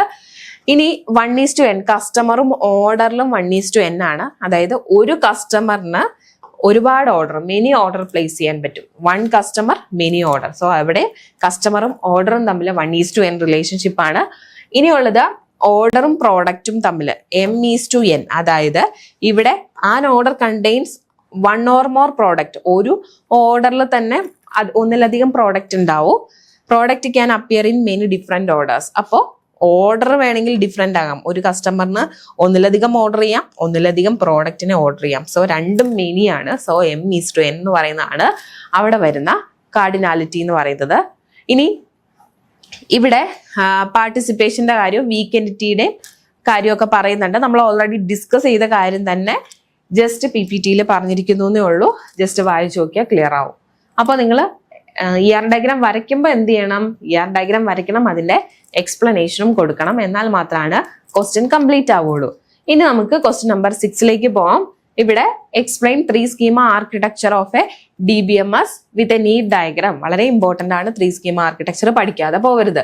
How does it provide logical and physical data independence? എങ്ങനെയാണ് ഇത് logical and physical data independence provide ചെയ്യുന്നത് എന്നുള്ളതാണ് പറയുന്നത്. അപ്പൊ ഇവിടെ ഒന്ന് ശ്രദ്ധിച്ചേ, 3 സ്കീമ ആർക്കിടെക്ചറിന്റെ ഫിഗർ ഇമ്പോർട്ടന്റ് ആണെന്ന് ആദ്യമേ തന്നെ പറഞ്ഞതാണ്. ഇതിൽ എന്തൊക്കെ പാർട്ടാ വരുന്നത്? എക്സ്റ്റേണൽ വ്യൂ ഉണ്ട്, അതേപോലെ കൺസെപ്ച്വൽ സ്കീമ ഉണ്ട്, ഇന്റേണൽ സ്കീമ ഉണ്ട്, സ്റ്റോർഡ് ഡേറ്റാബേസ് ഉണ്ട്. ഇത്രയും പറയണം. ഇത് 3 ലെവൽ ആയതുകൊണ്ട് തന്നെയാണ് ഇത് 3 സ്കീമ ആർക്കിടെക്ചർ എന്ന് നമ്മൾ പറയുന്നത്. ഇനി ഈ ലെവൽ തമ്മിൽ ഇടയ്ക്കൊരു മാപ്പിംഗ് ഉണ്ട്. അതായത് എക്സ്റ്റേണൽ വ്യൂവും കോൺസെപ്ച്വൽ സ്കീമയും തമ്മിലൊരു മാപ്പിംഗ് ഉണ്ട്. അത് തിരിച്ച് ആരോമാർക്ക് അങ്ങോട്ടും ഇങ്ങോട്ടും കാണിക്കുന്നുണ്ട്. അപ്പൊ തിരിച്ച് അങ്ങോട്ടും ഇങ്ങോട്ടും ആ മാപ്പിംഗ് ഉണ്ട്. അതായത് നമ്മൾ ഡേറ്റാബേസിലേക്ക് ഡേറ്റ കൊടുക്കുന്നു, അതേപോലെ ഡേറ്റാബേസിന്റെ ഡേറ്റ റിട്രൈവ് ചെയ്തെടുക്കുന്നു. അപ്പൊ ഇത്രയും കാര്യങ്ങൾ ഉള്ളത് കൊണ്ടാണ് അങ്ങോട്ടും ഇങ്ങോട്ടും ആരോ കൊടുത്തിരിക്കുന്നത്. ഇനി അതേപോലെ കൺസെപ്ച്വൽ സ്കീമയും ഇന്റേണൽ സ്കീമയും തമ്മിൽ ഇടയിൽ മാപ്പിംഗ് ഉണ്ട്. അപ്പോൾ നിങ്ങൾ ഈ ഫിഗർ വരയ്ക്കുമ്പോൾ ഈ ബോക്സിലുള്ള എല്ലാം എന്താണെന്ന് എഴുതണം. അതേപോലെ ഇവിടെ ഈ പറഞ്ഞിരിക്കുന്ന ആ ലെവൽ ഏതാണെന്ന് കൃത്യമായിട്ട് പറയണം. അതേപോലെ അതിന്റെ മാപ്പിംഗ് എഴുതാനും വിട്ടുപോകരുത്, ഇമ്പോർട്ടൻ്റ് ആണ്. ഇനി ഇവിടെ ഏറ്റവും താഴെയായിട്ട് ഇന്റേണൽ സ്കീമയുണ്ട്, പിന്നെ സ്റ്റോർഡ് ഡേറ്റാബേസ് ഉണ്ട്. സ്റ്റോർഡ് ഡേറ്റാബേസിനെ കാണിക്കാൻ വേണ്ടിയുള്ള സിമ്പിൾ ആണിത്, നിങ്ങൾക്ക് അറിയാം. ഇപ്പൊ ഫിസിക്കൽ സ്റ്റോറേജിനെ കാണിക്കാൻ അല്ലെങ്കിൽ ആ ഡേറ്റാബേസിനെ കാണിക്കാൻ ഈ സിമ്പിൾ ആണ് യൂസ് ചെയ്യുന്നത്. അപ്പൊ ഇതാണ് 3 സ്കീമ ആർക്കിടെക്ചറിൽ പറയുന്നത്. ഇനി ഓരോ ലെവലും എന്താണെന്നുള്ളത് പറയണം. ഫസ്റ്റ് ലെവൽ എക്സ്റ്റേണൽ ലെവലാണ്, ഇതാണ് ഹയസ്റ്റ് ലെവൽ എന്ന് പറയുന്നത്. അതേപോലെ എക്സ്റ്റേണൽ ലെവലിൽ നമ്മൾ പറയുന്ന മറ്റൊരു പേരാണ് വ്യൂ ലെവൽ എന്ന് പറയുന്നത്. ഇനി എങ്ങനെയാണ് യൂസേഴ്സിന്റെ ഡേറ്റ റെപ്രസെന്റ് ചെയ്യുന്നത് എന്നുള്ളതാണ് ഈ എക്സ്റ്റേണൽ ലെവലിൽ പറയുന്നത്. ഇനി ഓരോ യൂസറിനും ഡിഫറെന്റ് ആയിട്ടുള്ള വ്യൂ ആയിരിക്കും എക്സ്റ്റേണൽ ലെവലിൽ ഉണ്ടായിരിക്കുന്നത്. ഇനി ബാക്കിയുള്ള ഡേറ്റാബേസിന്റെ കാര്യങ്ങളെല്ലാം ഇത് ഹൈഡ് ചെയ്യും. ജസ്റ്റ് യൂസറിന്, ആ പർട്ടിക്കുലർ യൂസറിന് എന്താണോ വേണ്ടത് അത് മാത്രമായിരിക്കും ഡിസ്പ്ലേ ചെയ്യിപ്പിക്കുന്നത്. ഇനി രണ്ടാമത്തെ ലെവൽ എന്ന് പറയുന്നത് കൺസെപ്ഷൻ ലെവലാണ്, അല്ലെങ്കിൽ ലോജിക്കൽ ലെവൽ എന്ന് പറയും. ഇതിൻ്റെ അകത്ത് വരുന്നത് ഈ ഡേറ്റാബേസിന്റെ ഓവറോൾ സ്ട്രക്ചർ ആണ് ഇവിടെ ഡിഫൈൻ ചെയ്യുന്നത്. ഇതിനകത്ത് എൻറ്റിറ്റിയും അതേപോലെ റിലേഷൻഷിപ്പും കൺസ്ട്രെയിൻസും എല്ലാം പറഞ്ഞിരിക്കും. അപ്പോൾ ഒരു ക്വസ്റ്റ്യൻ നേരത്തെ ഉണ്ടായിരുന്നതാണ് കേട്ടോ, ഒരു ക്വസ്റ്റ്യൻ, അതായത് ഈ കൺസ്ട്രെയിൻസ് വരുന്നത് അല്ലെങ്കിൽ എൻറ്റിറ്റീസ് വരുന്നത്, റിലേഷൻഷിപ്പ് വരുന്നത് ഏത് മോഡലാണെന്ന് ചോദിച്ചാൽ അത് കൺസെപ്ഷൻ മോഡൽ ആണെന്ന് ഓർക്കണം. ഇനി ഫിസിക്കൽ സ്റ്റോറേജുമായിട്ട് ഇതിന് യാതൊരു ബന്ധവുമില്ല, ഇൻഡിപെൻഡന്റ് ഓഫ് ഫിസിക്കൽ സ്റ്റോറേജ്. ആ ഫിസിക്കൽ സ്റ്റോറേജ് എല്ലാം വരുന്നത് 3rd ലെവലിലാണ്, ഇന്റേണൽ ലെവലിലാണ്. അപ്പൊ കൺസെപ്ഷൻ ലെവൽ എന്ന് പറയുന്നത് ഡേറ്റാബേസിന്റെ ഓവറോൾ സ്ട്രക്ചർ ആണുള്ളത്. അതിനകത്ത് മെയിൻ ആയിട്ടുള്ളത് ഹൈലൈറ്റ് ചെയ്ത് തന്നെ പഠിക്കണം. എൻറ്റിറ്റി, റിലേഷൻഷിപ്പ്, കൺസ്ട്രെയിൻസ്, ഇത്രയും കാര്യങ്ങളാണ് കൺസെപ്ഷൻ ലെവലിൽ വരുന്നത്. ഇന്റേണൽ ലെവൽ എന്ന് പറയുന്നത് ഫിസിക്കൽ ലെവലാണ്. അവിടെ ഇത് ലോവസ്റ്റ് ലെവലാണ്, ഏറ്റവും താഴത്തെ ലെവൽ. നമ്മൾ ഫിഗറിൽ കണ്ടില്ലേ ഇന്റേണൽ ലെവൽ, ഈ ലെവലാണ്. അവിടെയാണ് ഡേറ്റ എങ്ങനെയാണ് ഫിസിക്കലി സ്റ്റോർ ചെയ്യുന്നത് എന്നുള്ള ഡീറ്റെയിൽസ് പറയുന്നത്. അതുകൊണ്ട് തന്നെ ഇവിടെ ഫയലിന്റെ സ്ട്രക്ചർ, ഇൻഡെക്സിങ്, സ്റ്റോറേജ് അതൊക്കെ സ്റ്റോർ ചെയ്യുന്നത് ഇന്റേണൽ ലെവലിലാണ്, ഫിസിക്കൽ ലെവലിലാണ്. നെക്സ്റ്റ് ഡേറ്റ ഇൻഡിപെൻഡൻസ് എന്താണെന്ന് ചോദിച്ചിട്ടുണ്ട്. ഡേറ്റ ഇൻഡിപെൻഡൻസിനെ രണ്ടായിട്ട് ഡിവൈഡ് ചെയ്യുന്നു, ലോജിക്കൽ ഡേറ്റ ഇൻഡിപെൻഡൻസും അതേപോലെ ഫിസിക്കൽ ഡേറ്റ ഇൻഡിപെൻഡൻസും.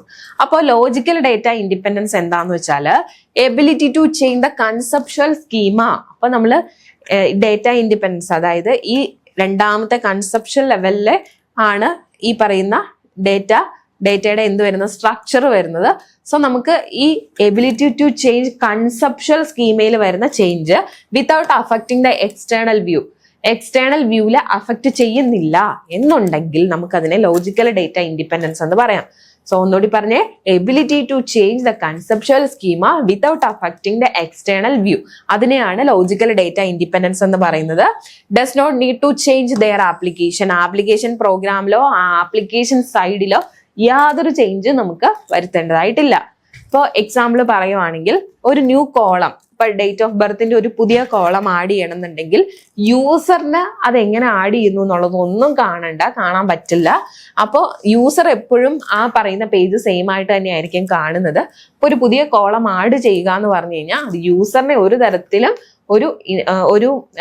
ഒരു ബുദ്ധിമുട്ടും ഉണ്ടാക്കാത്ത രീതിയിലാണ് നമ്മൾ ഇവിടെ ഈ ലോജിക്കൽ ഡേറ്റ ഇൻഡിപെൻഡൻസ് ചെയ്യുന്നത്. നെക്സ്റ്റ് ഫിസിക്കൽ ഡേറ്റ ഇൻഡിപെൻഡൻസ് ആണ്.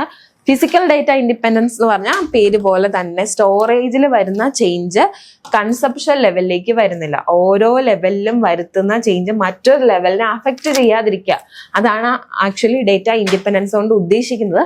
അത് തന്നെയാണ് രണ്ടായിട്ട് ഡിവൈഡ് ചെയ്തിരിക്കുന്നത്. അപ്പൊ ആദ്യം നമ്മൾ ആ ലോജിക്കിന്റെ കാര്യം പറഞ്ഞു, രണ്ടാമത് നമ്മൾ പറയുന്നത് ഡേറ്റ സ്റ്റോറേജിന്റെ കേസാണ്. അപ്പൊ അവിടെ പറയുമ്പോൾ കൺസെപ്ച്വൽ സ്കീമയിലേക്ക് ഇന്റേണൽ സ്കീമയിലുള്ള ഒരു ചേഞ്ചും അഫക്റ്റ് ചെയ്യില്ല എന്നുള്ളത് പറഞ്ഞു.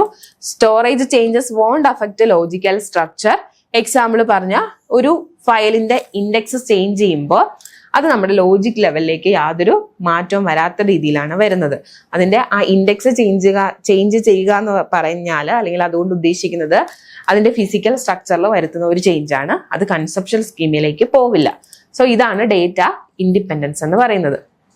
ഇനി ഇത് 2 വർഷം മുമ്പ് ഉണ്ടായിരുന്ന KTU 19 സ്കീമിലെ ഒരു ക്വസ്റ്റ്യൻ പേപ്പറിൽ ഉണ്ടായിരുന്ന ഒരു ക്വസ്റ്റ്യൻ ആണ്, 3 മാർക്കിന്റെ ക്വസ്റ്റ്യൻ ആയിരുന്നു.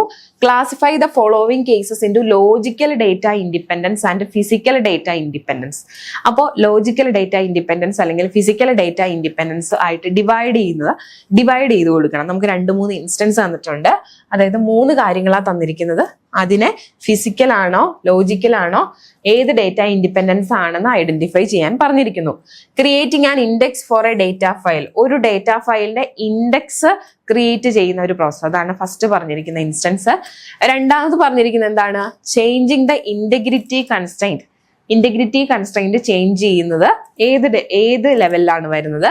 ഇനി റെക്കഗ്നൈസിങ് ദ ഫയലിനെ റെക്കഗ്നൈസ് ചെയ്യുന്നത് ഏത് ലോജിക്കൽ ഡേറ്റ ഇൻഡിപെൻഡൻസിലാണ് വരുന്നത് എന്നുള്ളതാണ്. അപ്പോൾ ക്വസ്റ്റ്യൻ ഒന്നുകൂടെ നോക്കാം. Classify the following cases into logical data independence and physical data independence. ഈ ഇൻസ്റ്റൻസിനെ ലോജിക്കൽ എന്നും ഫിസിക്കൽ എന്നും ഡിവൈഡ് ചെയ്യണം. അപ്പം നമുക്ക് ആ ഡിവൈഡ് ചെയ്യുന്നതിന് മുമ്പ് എന്താ ഫിസിക്കൽ ഡേറ്റ ഇൻഡിപെൻഡൻസ് നോക്കാം. നമുക്കറിയാം ഫിസിക്കൽ സ്റ്റോറേജിൽ മാത്രം വരുത്തുന്ന ചേഞ്ച് ആണ്, അത് വേറെ സ്ട്രക്ചറിനെ ഒന്നും അഫക്റ്റ് ചെയ്യില്ല. ലോജിക്കൽ ഡേറ്റ ഇൻഡിപെൻഡൻസ് എന്ന് പറയുന്നത് ലോജിക്കൽ സ്കീമയിൽ മാത്രം വരുത്തുന്ന ചേഞ്ച് ആണ്. അത് സ്റ്റോറേജിനെയോ ആപ്ലിക്കേഷൻ പ്രോഗ്രാമിനെയോ ഒന്നും മാറ്റുന്നില്ല, യാതൊരു മാറ്റവും വരുത്തുന്നില്ല. അപ്പോൾ ഇനി ഇതിനെ നമുക്ക് ക്ലാസിഫൈ ചെയ്യണം, ഏത് ഇൻസ്റ്റൻസിലേക്കാണ് വരുന്നത് നോക്കണം. അപ്പോൾ ക്ലാസിഫിക്കേഷൻ നമ്മൾ നോക്കുവാണെങ്കിൽ ആദ്യത്തെ creating an index for a data file. Index ഒക്കെ വരുന്നത് എവിടെയാ? സ്റ്റോറേജിലല്ലേ വരുന്നത്. സ്റ്റോറേജ് എന്ന് പറയുമ്പോൾ ഫിസിക്കൽ ഡേറ്റ ഇൻഡിപെൻഡൻസ് ആണ്. സോ നമുക്ക് പറയാം index affect how data is stored accessed internally, not the logical structure. ഇത് ലോജിക്കൽ സ്ട്രക്ചറിനെ ബേസ് ചെയ്യുന്ന കാര്യമല്ല. ക്രിയേറ്റിംഗ് ആൻ ഇൻഡെക്സ് എന്ന് പറഞ്ഞാൽ അത് സ്റ്റോറേജുമായിട്ട് ബന്ധപ്പെട്ട് വരുന്ന കാര്യമാണ്. സോ അത് ഫിസിക്കൽ ഡേറ്റ ഇൻഡിപെൻഡൻസ് ആണ്. ആദ്യത്തെ എന്റെ ആൻസർ ആയല്ലോ. Next one, changing the integrity constraint. അപ്പോൾ ഇന്റഗ്രിറ്റി കൺസ്ട്രെയിന്റ് ചേഞ്ച് ചെയ്യുക എന്ന് പറഞ്ഞു കഴിഞ്ഞാൽ അത് ലോജിക്കിൽ വരുന്ന കാര്യം, കൺസെപ്ഷ്യൽ സ്കീമയിൽ വരുന്ന കാര്യമാണ്. ഇന്റഗ്രിറ്റി കൺസ്ട്രെയിന്റ് നമ്മളത് പഠിച്ചായിരുന്നല്ലോ ആദ്യമേ 3 സ്കീം ആർക്കിടെക്ചർ പഠിച്ചപ്പോൾ. കൺസെപ്ഷ്യൽ ലെവലിലാണ് ഈ പറയുന്ന ഇന്റഗ്രിറ്റി കൺസ്ട്രെയിൻസ് ഒക്കെ വരുന്നതെന്ന് പറഞ്ഞു. അപ്പോൾ അവിടെ കൺസെപ്ഷ്യൽ സ്കീമ എന്ന് പറഞ്ഞാൽ അത് ലോജിക്കൽ ഡേറ്റ ഇൻഡിപെൻഡൻസ് ആണ് അല്ലെ. അപ്പോൾ ചേഞ്ചിങ് ദ ഇന്റഗ്രിറ്റി കൺസ്ട്രെയിന്റ് എന്ന് പറഞ്ഞു കഴിഞ്ഞാൽ എന്താണ്? ലോജിക്കൽ ഡേറ്റ ഇൻഡിപെൻഡൻസ് ആണ്.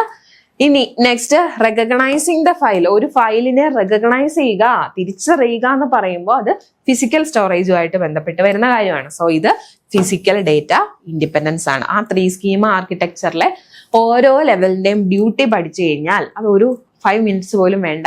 ആ ഡ്യൂട്ടി പഠിച്ചു കഴിഞ്ഞാൽ ഇങ്ങനെ ഏത് ഇൻസ്റ്റൻസ് ചോദിച്ചാലും നിങ്ങൾക്ക് ആൻസർ ഈസി ആയിട്ട് ആൻസർ ചെയ്യാനായിട്ട് പറ്റും. അപ്പൊ ഇതാണ് ഇതിന്റെ ആൻസർ. നെക്സ്റ്റ് നമുക്ക് ക്വസ്റ്റ്യൻ നമ്പർ 7ലേക്ക് പോവാം. എന്താന്ന് വെച്ചാൽ explain the concept of data models in database management system. അപ്പോൾ ഡേറ്റാബേസ് മാനേജ്മെന്റ് സിസ്റ്റത്തിന്റെ നമ്മൾ ഡേറ്റ മോഡൽ എന്ന് പറയുന്ന കൺസെപ്റ്റ് അത് എക്സ്പ്ലെയിൻ ചെയ്യാനാണ് പറഞ്ഞിരിക്കുന്നത്. Discuss the different types of data models with suitable example, highlighting their features, advantages and limitations. അപ്പോൾ ഇവിടെ ജസ്റ്റ് നമ്മളോട് എക്സ്പ്ലെയിൻ ചെയ്യാൻ പറഞ്ഞിരിക്കുന്നത് ഡേറ്റ മോഡൽ എന്താണെന്നുള്ളതാണ്. അത് നമ്മുടെ സിലബസിൽ ഇമ്പോർട്ടൻ്റ് ആയിട്ടുള്ള ഒരു ടോപ്പിക്കാണ്. അപ്പൊ നമുക്ക് നോക്കാം എന്താ ഡേറ്റ മോഡൽ എന്ന് വെച്ചാല് a collection of concept that can be used to describe the structure of database. ഒരു ഡേറ്റാബേസിന്റെ സ്ട്രക്ചർ ഡിഫൈൻ ചെയ്യാൻ വേണ്ടി നമ്മൾ കൂട്ടിവെച്ചിരിക്കുന്ന ഒരു കളക്ഷൻ ഓഫ് കൺസെപ്റ്റിനെയാണ് ഡേറ്റ മോഡൽ എന്ന് പറയുന്നത്. Structure of a database means എന്തൊക്കെയാണ് സ്ട്രക്ചറിൽ പറയുന്നത്? അതിന്റെ ഡേറ്റ ടൈപ്പ്, റിലേഷൻഷിപ്പ്, അതേപോലെ കൺസ്ട്രെയിൻസ് ഷുഡ് നോട്ട്, അതായത് ഡേറ്റ നമുക്ക് ഹോൾഡ് ചെയ്യുമ്പോൾ അതിൽ വരുന്ന അതിന്റെ ഡേറ്റ ടൈപ്പ്, ഡേറ്റകൾ തമ്മിലുള്ള റിലേഷൻഷിപ്പ്, പിന്നെ അത് തമ്മിലുള്ള കൺസ്ട്രെയിൻസ്, അതിന്റെ നിയമങ്ങളൊക്കെ, അതിനെയാണ് എൻറ്റയർ ഒരു സ്ട്രക്ചർ എന്ന് നമ്മൾ പറയുന്നത്. Most data models also include a set of basic operation. ഓരോ ഡേറ്റ മോഡലിലും സെറ്റ് ഓഫ് ഓപ്പറേഷൻസ് ഉണ്ട് for specifying retrievals and updates on the database. നമുക്കറിയാം ഡേറ്റാബേസിന്റെ ഡ്യൂട്ടി എന്ന് പറയുന്നത് നമുക്ക് ഡേറ്റാബേസിലേക്ക് ഡേറ്റ കൊടുക്കുന്നു, ഡേറ്റ അവിടുന്ന് എടുക്കുന്നു. അപ്പോൾ ഇതിന് വേണ്ടിയിട്ട് നമ്മൾ different types of data models use ചെയ്യുന്നുണ്ട്. അപ്പോൾ ഡേറ്റ മോഡൽ എന്ന് പറഞ്ഞു കഴിഞ്ഞാൽ ആക്ച്വലി കളക്ഷൻ ഓഫ് കൺസെപ്റ്റ് ആണ്. അപ്പോൾ used to describe the structure of database. ഡേറ്റാബേസിന്റെ സ്ട്രക്ചർ ഡിഫൈൻ ചെയ്യാൻ വേണ്ടി നമ്മൾ യൂസ് ചെയ്യുന്ന കളക്ഷൻ ഓഫ് കൺസെപ്റ്റ് ആണ് ഡേറ്റ മോഡൽ എന്ന് പറയുന്നത്. അത് ഡിഫറെന്റ് ടൈപ്സ് ഉണ്ട്. ജസ്റ്റ് ഒരു ഇൻട്രൊഡക്ഷൻ പറഞ്ഞതാണ്. നമുക്ക് അതിന്റെ കാറ്റഗറീസിലേക്ക് പോവാം. കാറ്റഗറീസ് എന്ന് പറയുമ്പോൾ മെയിൻ ആയിട്ട് നമ്മൾ 3 കാറ്റഗറിയാ പറയുന്നത്. ഹൈ ലെവൽ അല്ലെങ്കിൽ കൺസെപ്ച്വൽ ഡേറ്റ മോഡൽ, ഇനി രണ്ടാമത്തേത് ലോ ലെവൽ അല്ലെങ്കിൽ physical data models, third one എന്ന് പറയുന്ന റെപ്രസെന്റേഷണൽ ഡേറ്റ മോഡൽ അല്ലെങ്കിൽ ഇംപ്ലിമെന്റേഷണൽ ഡേറ്റ മോഡൽ.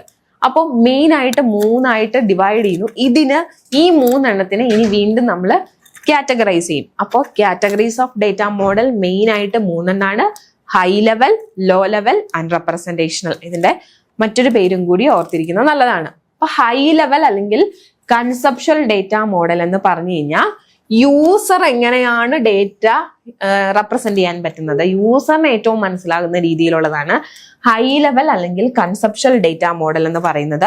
അവിടെ നമുക്ക് എൻറ്റിറ്റി, അതേപോലെ ആട്രിബ്യൂട്ട്, റിലേഷൻഷിപ്പ് ഒക്കെ പറഞ്ഞിരിക്കും. ഇത് യൂസറിന് കുറച്ചുകൂടി അണ്ടർസ്റ്റാൻഡ് ചെയ്യാൻ എളുപ്പമാണ്. അപ്പോൾ ഇവിടെ ഹൈ ലെവൽ യൂസ് ചെയ്യുന്ന എന്തൊക്കെയാണ്, എൻറ്റിറ്റീസും ആട്രിബ്യൂട്ട്സും അതേപോലെ റിലേഷൻഷിപ്പും ഒക്കെ യൂസ് ചെയ്യുന്നതാണ് ഹൈ ലെവൽ ഡേറ്റ മോഡൽ എന്ന് പറയുന്നത്. അപ്പൊ എക്സാമ്പിൾ പറഞ്ഞു കഴിഞ്ഞാൽ എൻറ്റിറ്റി റെപ്രസെന്റ്, എൻറ്റിറ്റി എന്ന് പറഞ്ഞാൽ എന്താ, എൻറ്റിറ്റി എന്ന് പറഞ്ഞിട്ടുണ്ടെങ്കിൽ റിയൽ വേൾഡ് ഒബ്ജക്റ്റ് ആണെന്ന് നമ്മൾ പറഞ്ഞു. അപ്പോൾ ടീച്ചർ, ഡിപ്പാർട്ട്മെന്റ്, അങ്ങനെ എന്തും ആകാം. അപ്പൊ അതെല്ലാം ഈ ടീച്ചർ എന്ന് പറയുന്ന, ഡിപ്പാർട്ട്മെന്റ് എന്ന് പറയുന്നതൊക്കെ ഓരോ എൻറ്റിറ്റി ആയിട്ടാണ് നമ്മൾ കൺസിഡർ ചെയ്യുന്നത്. ഇനി ആട്രിബ്യൂട്ട് എന്ന് പറഞ്ഞാൽ എന്താണ്, ആട്രിബ്യൂട്ട് എന്ന് പറഞ്ഞാൽ ഈ എൻറ്റിറ്റിയുടെ പ്രോപ്പർട്ടിയാണ്. ആട്രിബ്യൂട്ട് എന്ന് പറയുന്ന എൻറ്റിറ്റിയുടെ ഒരു പ്രോപ്പർട്ടിയാണ്.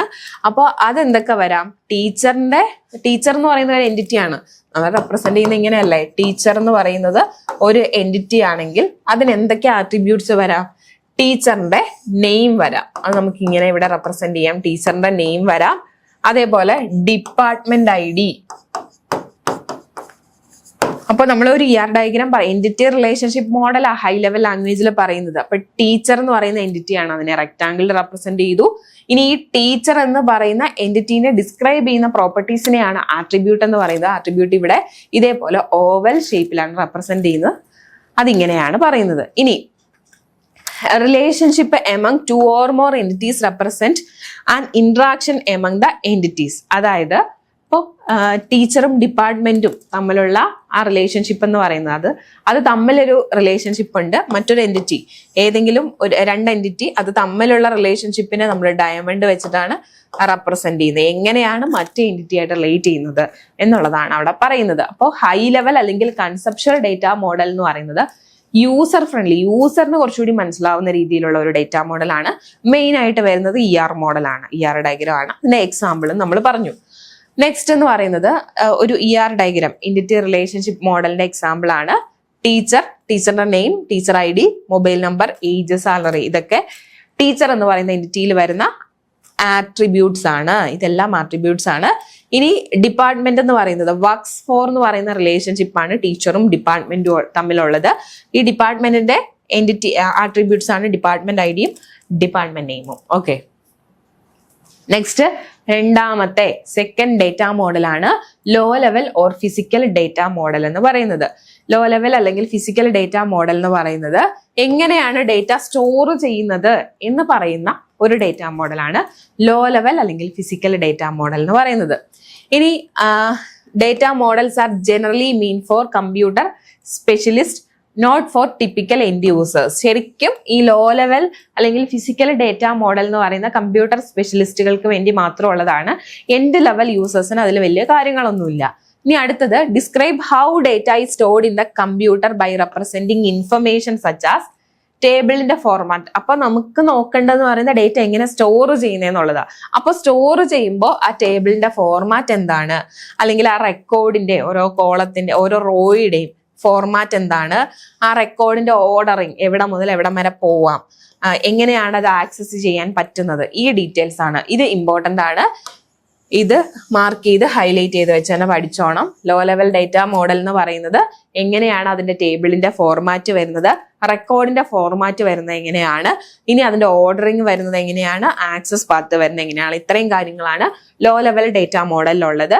And access path is a structure that makes the search of particular database record efficient. Access path കൊടുക്കുന്ന എന്തിനാണ്, ഒരു പർട്ടിക്കുലർ ഡേറ്റ നമുക്ക് എടുക്കണം എന്നുണ്ടെങ്കിൽ ഈസി ആയിട്ട് നമുക്ക് എടുക്കാൻ വേണ്ടിയിട്ട് അതിന്റെ പാത്ത് കറക്റ്റ് ആയിട്ട് സെറ്റ് ചെയ്യുക.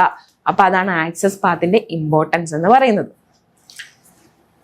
നെക്സ്റ്റ് റെപ്രസെന്റേഷണൽ ഡേറ്റ മോഡൽ, അതായത് ഇതിന് പറയുന്ന മറ്റൊരു പേര് ഇംപ്ലിമെന്റേഷൻ ഡേറ്റ മോഡൽ എന്നാണ്. ഇവിടെ നമുക്ക് നോക്കാം, ഇത് എൻഡ് യൂസേഴ്സിന് അണ്ടർസ്റ്റാൻഡ് ചെയ്യാൻ പറ്റുന്ന രീതിയിലുള്ളതാണ്. ഇനി it hides some details of data storage but can implemented on a computer system in a direct way. ഇവിടെയും ഇത് യൂസേഴ്സിന് മനസ്സിലാവുന്ന കാര്യമാണ്, അതുകൊണ്ട് തന്നെ കുറച്ച് കാര്യങ്ങളൊക്കെ ഹൈഡ് ചെയ്തിട്ടുണ്ടായിരിക്കും. എന്നാലും ഒരു കമ്പ്യൂട്ടർ സിസ്റ്റം യൂസ് ചെയ്ത് ഡയറക്റ്റ് ആയിട്ട് നമുക്ക് ആക്സസ് ചെയ്യാൻ പറ്റുന്ന രീതിയിൽ തന്നെയായിരിക്കും റെപ്രസെന്റേഷണൽ ഡേറ്റ മോഡലും ഉള്ളത്. ഇനി ഈ റെപ്രസെന്റേഷണൽ ഡേറ്റ ബേസിനെ നമ്മൾ മറ്റൊരു പേരും കൂടി പറയും, record based data model. Okay, ഇനി നമുക്ക് ഈ റെപ്രസെന്റേഷണൽ ഡേറ്റ മോഡലിനെ തന്നെ ഒരു 4 ടൈപ്സ് ആയിട്ട് ഡിവൈഡ് ചെയ്യുന്നുണ്ട്. അതും കൂടി നോക്കണം. അതും കൂടി ഉണ്ടെങ്കിലാണ് ഡേറ്റ മോഡൽ എന്ന് പറയുന്ന ക്വസ്റ്റിന്റെ ആൻസർ ഫുൾ ആവുള്ളൂ. അപ്പോൾ ആദ്യത്തെ 2 മോഡലിലും നമ്മൾ ഡിവിഷൻസ് ഒന്നും പറയുന്നില്ല. പക്ഷെ 3rd മോഡലിലേക്ക്, അതായത് റെപ്രസെന്റേഷണൽ മോഡലിലേക്ക് വരുമ്പോൾ അതിന് ഒരു 4 കാറ്റഗറീസ് ഉണ്ട്. അതെന്താന്ന് നോക്കണം. അപ്പോൾ ഇവിടെ ഏതൊക്കെയാണ് അതിന്റെ category? Relational data model, network data model, object oriented model and hierarchical model. നമുക്ക് നോക്കാം. റിലേഷണൽ ഡേറ്റ മോഡൽ എന്ന് പറഞ്ഞു കഴിഞ്ഞാൽ, ഇപ്പൊ നമ്മൾ എന്താ റിലേഷൻ എന്ന് പറയുന്ന പേര് കേൾക്കുമ്പോൾ തന്നെ നമുക്കറിയാം അത് ടേബിൾ ഫോർമാറ്റ് ആയിരിക്കും അല്ലെ. അപ്പോൾ ഇതിന്റെ ഡെഫിനിഷനും അങ്ങനെയാണ് വരുന്നത്. It is A most widely used model. In this model data maintained in A form of 2 dimensional table. ഒരു 2 ഡയമെൻഷണൽ ടേബിളിലായിരിക്കും ഡേറ്റ സ്റ്റോർ ചെയ്യുന്നത്. അപ്പോൾ 2 ഡയമെൻഷണൽ ടേബിൾ എന്ന് പറയുമ്പോൾ അതിന് റോയും ഉണ്ടായിരിക്കും, അതേപോലെ തന്നെ കോളം ഉണ്ടായിരിക്കും. ഇനി ഇതിന്റെ സ്ട്രക്ചർ പറഞ്ഞാൽ ടേബിൾ സ്ട്രക്ചർ ആണെന്ന് നമുക്കറിയാം. Basic structure of relational model is tables and the tables are also called relations. എപ്പോഴും നമ്മൾ റിലേഷണൽ മോഡലിലെ ടേബിളിനെ ടേബിൾ എന്നല്ല പറയുന്നത്, റിലേഷൻ എന്നാണ് പറയുന്നത്. ഇപ്പോൾ എക്സാമ്പിൾ നോക്കിക്കേ, ഇതൊരു എംപ്ലോയി ടേബിൾ ആണ്, ഒരു 2 ഡയമെൻഷണൽ ടേബിൾ കാണിച്ചിരിക്കുന്നു. ഇതൊക്കെ നമുക്ക് ഭയങ്കര ഫെമിലർ ആണ്, ലാബിലൊക്കെ എക്സ്പെരിമെന്റ് ചെയ്യുന്നതാണ്. അപ്പോൾ ഇത് റോ വൈസും അതേപോലെ കോളം വൈസും ആണ് ഡേറ്റാസ് കൊടുത്തിരിക്കുന്നത്. അതാണ് റിലേഷണൽ ഡേറ്റ മോഡൽ എന്ന് പറയുന്നത്. അപ്പോൾ റിലേഷണൽ ഡേറ്റ മോഡൽ സിമ്പിൾ ആയിട്ട് പറയുവാണെങ്കിൽ ടേബിളിന്റെ ഫോർമാറ്റിലാണ് ഡേറ്റ ഉള്ളത്, റോയും കോളവും ആയിട്ടാണ് ഡേറ്റ അറേഞ്ച് ചെയ്യുന്നത്. ഇതേപോലെ ഒരു ടേബിൾ എംപ്ലോയിയുടെയോ സ്റ്റുഡന്റിന്റെയോ ഒരു ടേബിളും കൂടി കാണിക്കുക. ഇവിടെ കാണിച്ചിരിക്കുന്ന എംപ്ലോയി ടേബിൾ ആണ്. ഇനി നെക്സ്റ്റ് വൺ ഹൈറാർക്കിക്കൽ മോഡൽ ആണ്. ഹൈറാർക്കിക്കൽ മോഡൽ എന്ന് പറഞ്ഞാൽ ഇത് ഫസ്റ്റ് DBMS മോഡലായിട്ട് നമുക്ക് പറയാം. ഇവിടെ നമ്മൾ ഈ ഗ്രാഫ് ഒക്കെ പഠിച്ചതുപോലെ തന്നെ ആ ഒരു മോഡലാണ് ഹൈറാർക്കിക്കൽ മോഡൽ വരുന്നത്. ഇവിടെ ഡേറ്റ ഒരു ട്രീ സ്ട്രക്ചറിലായിരിക്കും ഓർഗനൈസ് ചെയ്തിരിക്കുന്നത്. The hierarchy starts from the root. Tree structure ആയതുകൊണ്ട് തന്നെ ഹൈറാർക്കി സ്റ്റാർട്ട് ചെയ്യുന്നത് അതിന്റെ റൂട്ടിലാണ്. Which has root data. ആ റൂട്ടിലുള്ളത് റൂട്ട് ഡേറ്റ ആണ്.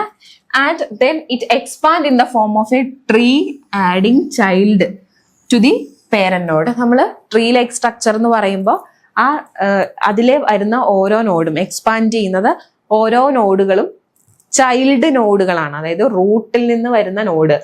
ഈ റൂട്ടിന്റെ 2 ചൈൽഡാണ് വുമൻസ് ഷൂവും മെൻ ഷൂവും.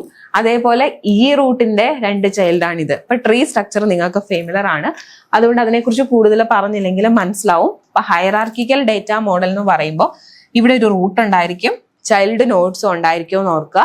അപ്പോൾ ഇവിടെ നോക്കിക്കേ, ഈ എക്സാമ്പിളിൽ ഷൂസിനെ തന്നെ 2ആയിട്ട് ഡിവൈഡ് ചെയ്യുന്നു. മെൻസിന്റെ ഷൂ അതേപോലെ വുമൻസിന്റെ ഷൂ. അതിൽ തന്നെ ഹൈ ഹീൽസ്, ബെല്ലീസ് എന്നൊക്കെ പറഞ്ഞ് ഓരോ കാറ്റഗറി ഓരോന്നിനും കൊടുത്തിരിക്കുന്നു. അങ്ങനെ ഇതേപോലെ ഏതെങ്കിലും ഒരു എക്സാമ്പിളും കൂടി ഹൈറാർക്കിക്കൽ മോഡലിൽ പറയണം. നെക്സ്റ്റ് നെറ്റ്വർക്ക് മോഡലാണ്. നെറ്റ്വർക്ക് മോഡൽ എന്ന് പറഞ്ഞാൽ ആക്ച്വലി അത് ഈ ഹൈറാർക്കിക്കൽ മോഡലിന്റെ ഒരു എക്സ്റ്റൻഷൻ ആണ്. അപ്പോൾ ഇവിടെ എന്ന് പറയുന്നത് it was the most popular model before the relational model. ആദ്യം വന്ന മോഡൽ ഏതായിരുന്നു എന്നാ പറഞ്ഞേ? അതായത് ഹൈറാർക്കിക്കൽ മോഡലാണ്. അതിനെ എക്സ്പാൻഡ് ചെയ്തുകൊണ്ട് വന്ന മോഡലാണ് network model. Network model relational model വരുന്നതിന് മുമ്പ് ഏറ്റവും കൂടുതൽ യൂസ് ചെയ്തിരുന്നത് നെറ്റ്വർക്ക് മോഡൽ ആയിരുന്നു. ഇവിടെ ഹൈറാർക്കിക്കൽ മോഡൽ പോലെ തന്നെ സെയിം ആണ്, പക്ഷെ ഒരു ഡിഫറൻസ് എന്ന് പറയുന്നത് മോർ ദാൻ 1 പേരന്റ് ഉണ്ടായിരിക്കും. അപ്പോൾ ഹൈറാർക്കിക്കൽ മോഡലുമായിട്ട് നെറ്റ്വർക്ക് മോഡൽ സെയിം തന്നെയാണ്, only ഡിഫറൻസ് എന്ന് പറയുന്നത് മോർ ദാൻ 1 പേരന്റ് ഉണ്ടായിരിക്കും. It replaces A hierarchical tree with a graph. ഒരു ഹൈറാർക്കിക്കൽ ട്രീനെ ഒരു ഗ്രാഫ് വെച്ച് റീപ്ലേസ് ചെയ്യുവാണെങ്കിൽ അത് നെറ്റ്വർക്ക് മോഡലായി. ഇപ്പൊ ഇവിടെ നോക്കിയേ, അപ്പൊ main difference more than 1 parent ഉണ്ടെന്നാ പറഞ്ഞേ. അപ്പൊ ഇതൊരു കോളേജ് എന്ന് പറയുന്ന റൂട്ട് നോഡാണ്, പേരന്റ് നോഡാണ്. അതിന്റെ ചിൽഡ്രൻ ആണ് CSE ഡിപ്പാർട്ട്മെന്റും ലൈബ്രറിയും.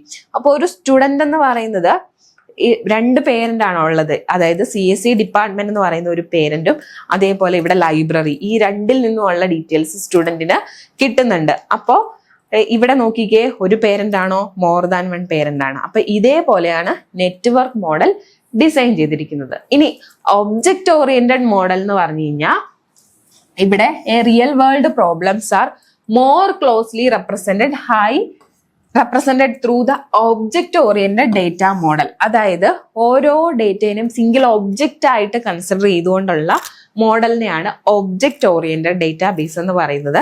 ഇതൊരു ഒബ്ജക്റ്റ് ഓറിയന്റഡ് ഡേറ്റാബേസ് മോഡലിന്റെ എക്സാമ്പിൾ ആണ്. ഇപ്പൊ ഇവിടെ നോക്കിക്കേ, എംപ്ലോയി, അതിലെ ഓരോ ഡീറ്റെയിൽസിനും ഓരോ ഒബ്ജക്റ്റ് ആയിട്ട് പറയുന്നു.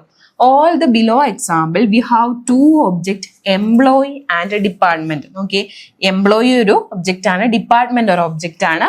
All the data and the relationship of each object are contained as a single unit. ഇവിടെ ഓരോ ഒബ്ജക്റ്റിലുള്ള ഡേറ്റേനെയും സിംഗിൾ യൂണിറ്റ് ആയിട്ട് ഡിവൈഡ് ചെയ്തിരിക്കുന്നു. അതാണ് ഒബ്ജക്റ്റ് ഓറിയന്റഡ് ഡേറ്റ മോഡൽ എന്ന് പറയുന്നത്. അപ്പൊ ഇത്രയും നേരം നമ്മൾ കണ്ടത് ടേബിളിലായിട്ട് ഡേറ്റ റെപ്രസെന്റ് ചെയ്തു, ഗ്രാഫിൽ പോലെ ട്രീയില് അങ്ങനെയൊക്കെ ഡേറ്റ റെപ്രസെന്റ് ചെയ്തു. ഇത് ഒബ്ജക്റ്റും അതേപോലെ അതിന്റെ ഓരോ സബ് യൂണിറ്റ് ആയിട്ടും റെപ്രസെന്റ് ചെയ്യുന്നു. അപ്പൊ ഇവിടെ എൻറ്റിറ്റി എന്നൊക്കെ പറയുന്നതിന് പകരം എംപ്ലോയിനെ ഒരു ഒബ്ജക്റ്റ് ആയിട്ട് കാണുന്നു. ഡിപ്പാർട്ട്മെന്റിലെ ER മോഡലിലാണെങ്കിൽ നമ്മൾ ഡിപ്പാർട്ട്മെന്റിന്റെ എൻറ്റിറ്റി ആയിട്ടാണ് കണ്ടത്.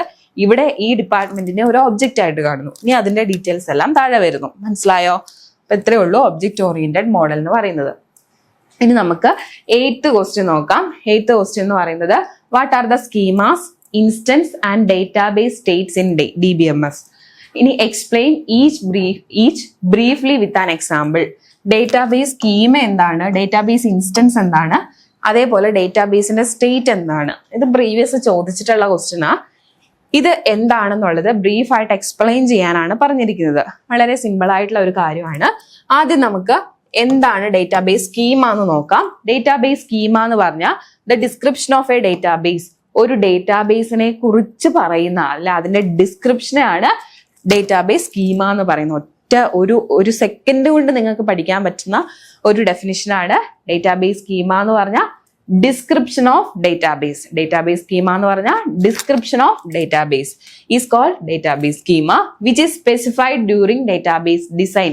എപ്പോഴാണ് ഈ ഡേറ്റാബേസ് സ്കീമ സ്പെസിഫൈ ചെയ്യുന്നത്? അത് ഡിസൈൻ ചെയ്യുന്ന സമയത്ത് തന്നെയാണ് ഡേറ്റാബേസ് സ്കീമ സ്പെസിഫൈ ചെയ്യുന്നത്. And not expected to change frequently. ഇത് എപ്പോഴും ചേഞ്ച് ചെയ്യില്ല. അപ്പൊ ഡേറ്റാബേസ് സ്കീമ എന്ന് പറഞ്ഞു കഴിഞ്ഞിട്ടുണ്ടെങ്കിൽ ഡിസ്ക്രിപ്ഷൻ ഓഫ് ഡേറ്റാബേസ് ആണ്. ഇത് ഡിസൈൻ ചെയ്യുമ്പോൾ തന്നെ നമ്മൾ അതിന്റെ ഡിസ്ക്രിപ്ഷൻ പറഞ്ഞു കൊടുക്കുന്നുണ്ട്. ഇത് ഫ്രീക്വന്റ് ആയിട്ട് ചേഞ്ച് ചെയ്യില്ല. ഇനി ഇത് ഒരു ഡിസ്ക്രിപ്ഷൻ ആണ്, അത് ചിലപ്പോൾ വേർഡ്സിലായിരിക്കും. ഇനി നമ്മൾ അതിനെ ഒരു ഡിസ്പ്ലേഡ് സ്കീമ ആക്കണം എന്നുണ്ടെങ്കിൽ അത് ഒരു പിക്ചോറിക്കൽ റെപ്രസെന്റേഷൻ ആയിരിക്കും. അതായത് നമ്മുടെ ഡേറ്റാബേസിനെ ഒരു ഡിസ്പ്ലേ ചെയ്ത്, അതായത് അതിന്റെ ഒരു പിക്ചർ പോലെ കാണിക്കുവാണെങ്കിൽ അതിനെ നമുക്ക് സ്കീമ ഡയഗ്രാം എന്ന് പറയാം. അതായത് ഈ പറഞ്ഞിരിക്കുന്ന ഡിസ്ക്രിപ്ഷനെ ഡിസ്പ്ലേ ചെയ്ത് കാണിച്ചാൽ അല്ലെങ്കിൽ ആ displayed schema is called schema diagram എന്ന് പറയാം. We call each object in the schema as a schema construct. അപ്പോൾ നമ്മളൊരു ഡിസ്പ്ലേഡ് സ്കീമ പറഞ്ഞു, അതിൽ കുറേ അധികം ഒബ്ജക്റ്റുകൾ ഉണ്ടായിരിക്കും. ആ ഒബ്ജക്റ്റുകളെ, ഓരോ ഒബ്ജക്റ്റുകളെയും സ്കീമ കൺസ്ട്രക്ട് എന്നാണ് പറയുന്നത്. ഓക്കെ, അപ്പൊ നമ്മൾ പറഞ്ഞത് ഇത്രയും മാത്രമേ ഉള്ളൂ. എന്താണ് ഡേറ്റാബേസ് സ്കീമ എന്ന് പറഞ്ഞു. ഡേറ്റാബേസ് സ്കീമ എന്ന് പറഞ്ഞിട്ടുണ്ടെങ്കിൽ എന്താണ്? ഒരു ഡേറ്റാബേസിന്റെ ഡിസ്ക്രിപ്ഷൻ ആണ്. ആ ഡിസ്ക്രിപ്ഷനെ തന്നെ ഡിസ്പ്ലേ ചെയ്ത് കാണിച്ചാൽ അതെന്തായി? സ്കീമ ഡയഗ്രമായി. ഇനി അതിൻ്റെ അകത്തുള്ള ഓരോന്നിനെയും കുറിച്ച് പറഞ്ഞാൽ അതിനെ നമ്മൾ സ്കീമ കൺസ്ട്രക്ട് എന്ന് പറയും. ഇനി അടുത്തത് നമ്മളോട് ചോദിച്ചിരിക്കുന്നത് ഇൻസ്റ്റൻസ് ആണ്. In A given database state each schema construct has it's on current set of instance. ഏത് ഡേറ്റാബേസ് എടുത്താലും അതിന് അതിൻ്റെതായിട്ടുള്ള ഒരു ഇൻസ്റ്റൻസ് ഉണ്ടായിരിക്കും. അതായത് ഒരു ടിക്കറ്റ് ബുക്കിംഗ് സിസ്റ്റം ആണെങ്കിൽ ഇപ്പോൾ നമ്മളൊരു 12 മണിക്ക് നമ്മൾ ആ ഡേറ്റാബേസിന്റെ ഒരു സ്കീമ, ഒരു ഇൻസ്റ്റൻസ് എടുത്താൽ എത്ര പേര് ബുക്ക് ചെയ്തിട്ടുണ്ടാവും? ഇപ്പോൾ ഒരു 10 പേരാണ് 12 മണിക്ക് ബുക്ക് ചെയ്തിട്ടുള്ളത് എന്ന് വിചാരിക്കുക. നമ്മളൊരു 12:05 ആകുമ്പോൾ വീണ്ടും നോക്കിക്കഴിഞ്ഞാൽ കുറച്ചു പേരും കൂടി ബുക്കിംഗ് ചെയ്തിട്ടുണ്ടായിരിക്കും. അപ്പോൾ ഓരോ സമയത്തും ആ ഡേറ്റാബേസിന്റെ ഇൻസ്റ്റൻസ് മാറിക്കൊണ്ടിരിക്കും. അപ്പോൾ നമ്മൾ പറയുന്നത് ഒരു പർട്ടിക്കുലർ സെറ്റിൽ ഒരു പർട്ടിക്കുലർ സമയത്ത് ഡേറ്റാബേസിൽ ഉണ്ടായിരിക്കുന്ന ആ സ്റ്റേറ്റിനെയാണ് ഡേറ്റാബേസ് ഇൻസ്റ്റൻസ് എന്ന് പറയുന്നത്. ഓരോ സമയത്തും ഡേറ്റാബേസ് ചേഞ്ച് ആവും. അപ്പോൾ ആ പർട്ടിക്കുലർ ടൈമിൽ നമ്മൾ എടുക്കുന്ന ആ കൺസ്ട്രക്റ്റിനെ നമ്മൾ പറയുന്ന ഡേറ്റാബേസ് ഇൻസ്റ്റൻസ് എന്നാണ്.